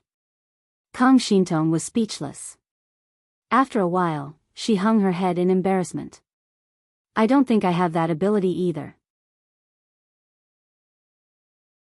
Kang Shintong knew that she had a good foundation and had inherited the best side of her biological parents. This could be seen from her stepfather's increasingly passionate and eccentric gaze these 2 years. Even though she was inexperienced, she knew what he was thinking. It was an undisguised, predatory look of a wild beast. Every time, her mother would panic and abuse her even more vigorously, which gave her an illusion. If that man was obedient to her, her mother would not dare to abuse her again. The repeated hints made her come up with this equation in her mind. Using her own body in exchange for power in the hands of a man, and using this to suppress her mother who bullied her, she could live a better life. Just as LV Zheng said, she was inexperienced, and her vision limited her imagination. The best choice she could think of was this, and the only target was her stepfather. Under such circumstances, how could she think that her beauty could attract someone who was more powerful than her stepfather? LV Zheng sighed and shook his head. Do you know who Lu Shi is? Kang Shintong shook her head. Even though Jiang Pengji was a famous and powerful feudal lord, not many people at the bottom of the hierarchy knew her. Dongqing was still all right. Jiang Pengji was quite well known. Many people knew the name of this feudal lord, where he was from, and whether he was a man or a woman. The people in Nanxing were more ignorant. It was good enough for them to know that there were other countries besides Nanxing, let alone feudal lords from other countries. They could not even maintain their lives, so how would they have the time to understand these things? Even if they wanted to, they had no corresponding channels. Lu Shi is a woman. Kang Shintong blinked in confusion and guessed, a stunning beauty. LV Zheng recalled the face of his childhood friend and shook his head to deny it. She was quite liked by the young ladies in Langyi County, but he had never heard of any man liking her. She had a nasty mouth and could not wait to gnash her teeth. On the contrary, Zixiao, who was known as the flower of Langyi County, was much more popular with men than that authentic woman. She is not a stunning beauty. It is true that she looks decent, but very few people pay attention to her face. Actually, no matter how ugly or beautiful she is, whether she is healthy or disabled, it is meaningless to her and the people around her. Kang Shintong asked, why is that? Because there are not many people in the world who are qualified to look directly at her face. When people bow down to her, they first see her feet and not her face. Kang Shintong asked again, is she the Empress? Empress? LV Zheng curled his lips mockingly. No matter how noble the Empress is, she still has to rely on her husband and her family. Once the country is destroyed, her husband no longer dotes on her, and her family abandons her, the Empress, who is second only to one and above tens of thousands of people, will also fall into a dark alley. How can she be compared to her? Kang Shintong could not understand who the Lu Shi that the teacher was talking about was. Lu Shi was a woman, but she had a more noble status than the Empress. Could she be the Empress? She asked timidly. The one who is more noble than the Empress is either the Empress or the deities in heaven, Jing said. She is not the Empress. After all, she did not announce to the world that she was going to ascend to the throne, but she is not far from being an Empress in name only. A dynasty could be established in the land of Dongqing. Jiang Pengji, who occupied a territory larger than Dongqing, was naturally qualified to be the Empress. However, her ambition was obviously not something that Dongqing could accommodate. Nanxing was also the target that the tip of her sword pointed at. Kang Shintong's small mouth opened wide as she listened. Her small face was full of shock. The higher you go, the further you can see. Even if you can't reach her level, looking at her, you can remember one thing: a woman's appearance is neither a blessing nor a curse. It is just a part of her that is given by her parents and is born with. Even though she is a woman, she is not born to crawl on the ground. Zheng smiled and flicked her forehead. He said, as long as you stand at a higher position than others, your appearance will only be the capital that they praise you. On the other hand, you will be the prey that they covet. Just like your mother, she is just a prey. Kang Shintong's lips turned pale as she listened. Your mother is indeed at fault, but she sincerely hoped that you could live with dignity.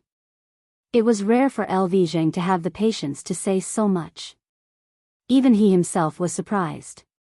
If Wei Ci was also a salted fish in the streaming room, he could only express his feelings by clicking 666.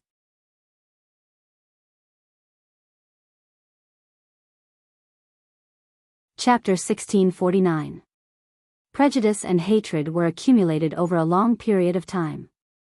Even if Zheng talked until his mouth was dry, Kang Shintong would not immediately understand her mother's painstaking efforts. However, she was willing to think from her mother's point of view with a fair attitude. This was already a great improvement. She could think about her mother's matters in the future. At the moment, Kang Shintong was more concerned about the matters in front of her, such as, "Teacher, do you also want me to be your concubine?" Children were different from adults. When adults mentioned these matters, most of them would conceal it because they knew that these matters could not be publicized. It was even shameful to talk about it aloud. Children, on the other hand, did not have so many concerns and were more frank. Zheng patted her forehead with his palm and clicked his tongue. "Silly girl, you're not even as tall as a human. Do you really think that you're as beautiful as a fairy? In this world, not every man is as lustful as your stepfather. If you were 18 or 19 years old and asked this question, would be willing to think about it. But now, you have the appearance of an 8 or 9-year-old. Even slightly normal men would look down on you." Kang Shintong blushed and blurted out, "This servant is already 12 years old." Zheng rubbed the top of her head. "The wind is strong. Let's go back." "Yes." Kang Shintong could not help but bury her thin and flushed face into the cloak. The corners of her eyes were slightly red. Zheng's mansion was much larger than Kang Shintong's stepfather's, but it was also much simpler. Whether it was the main door or the main hall used to receive guests, there were no decorations. It was very simple. There were only a few carvings on the walls. It looked simple but exuded comfort and elegance. On the other hand, Kang Shintong's stepfather could not wait to display all the gold and silver he won from the war outside to let outsiders see how rich his spoils of war were. Thinking of this, Kang Shintong could not help but let her imagination run wild. Teacher LV said that her mother was also a spoil of war. Then, her stepfather always liked to dress her up beautifully and let her attend the small gatherings of those gossipy madams. Was it also a kind of show-off? Showing off his spoils of war was a noble madam from an aristocratic family. She had good looks and self-restraint. There was nothing bad about her from head to toe. On the other hand, those madams were always dwarfed by her mother.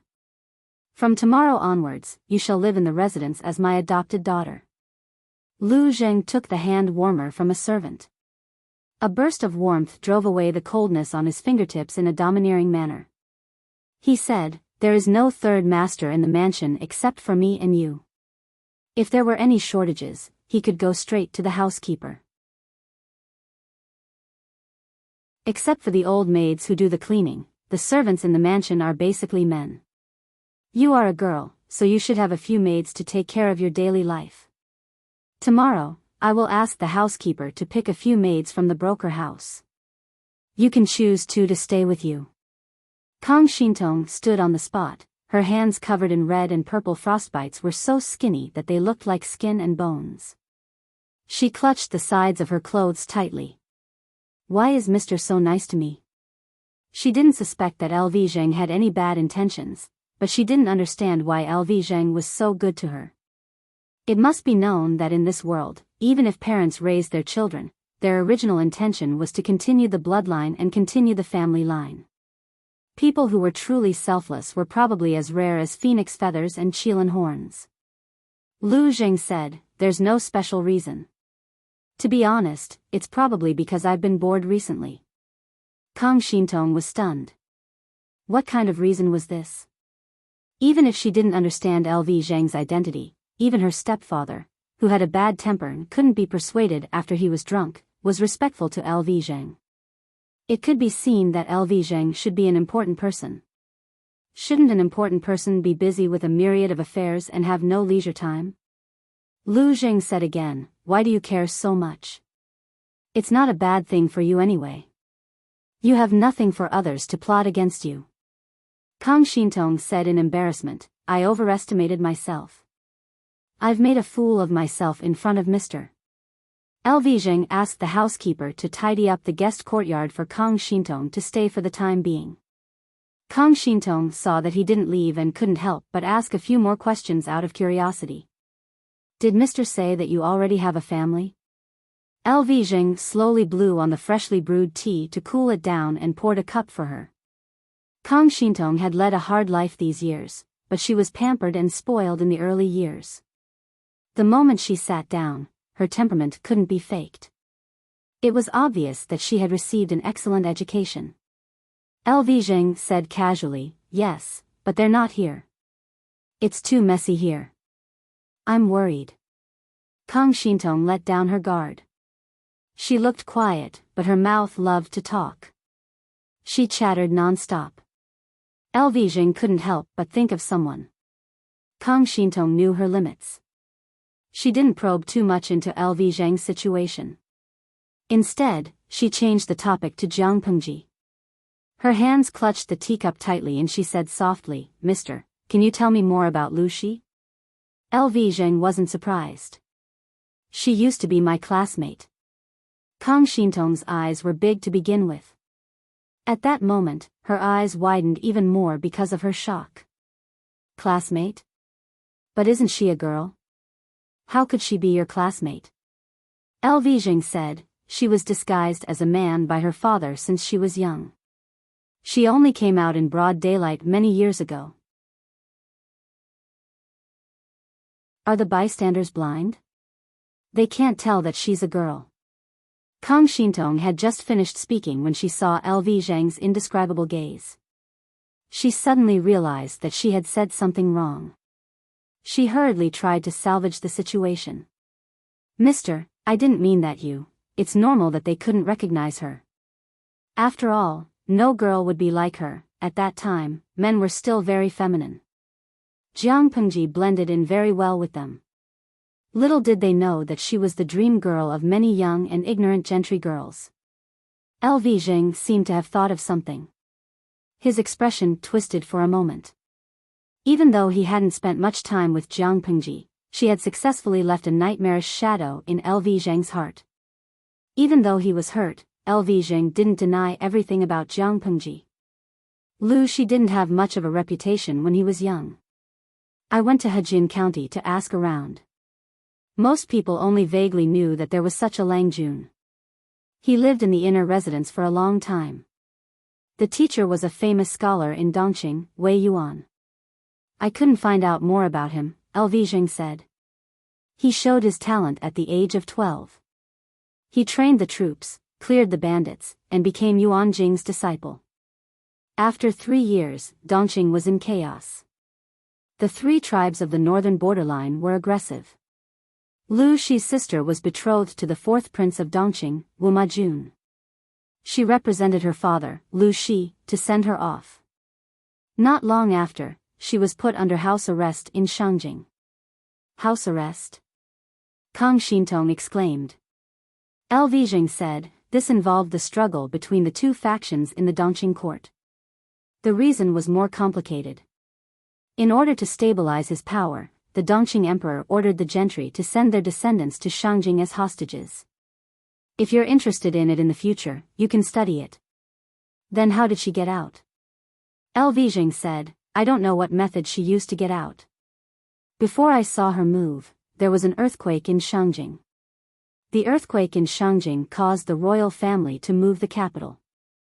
They abandoned the deserted capital and moved to Chenzhou. They also abandoned the people on that land. You're tuning into the Romantic Tales YouTube channel.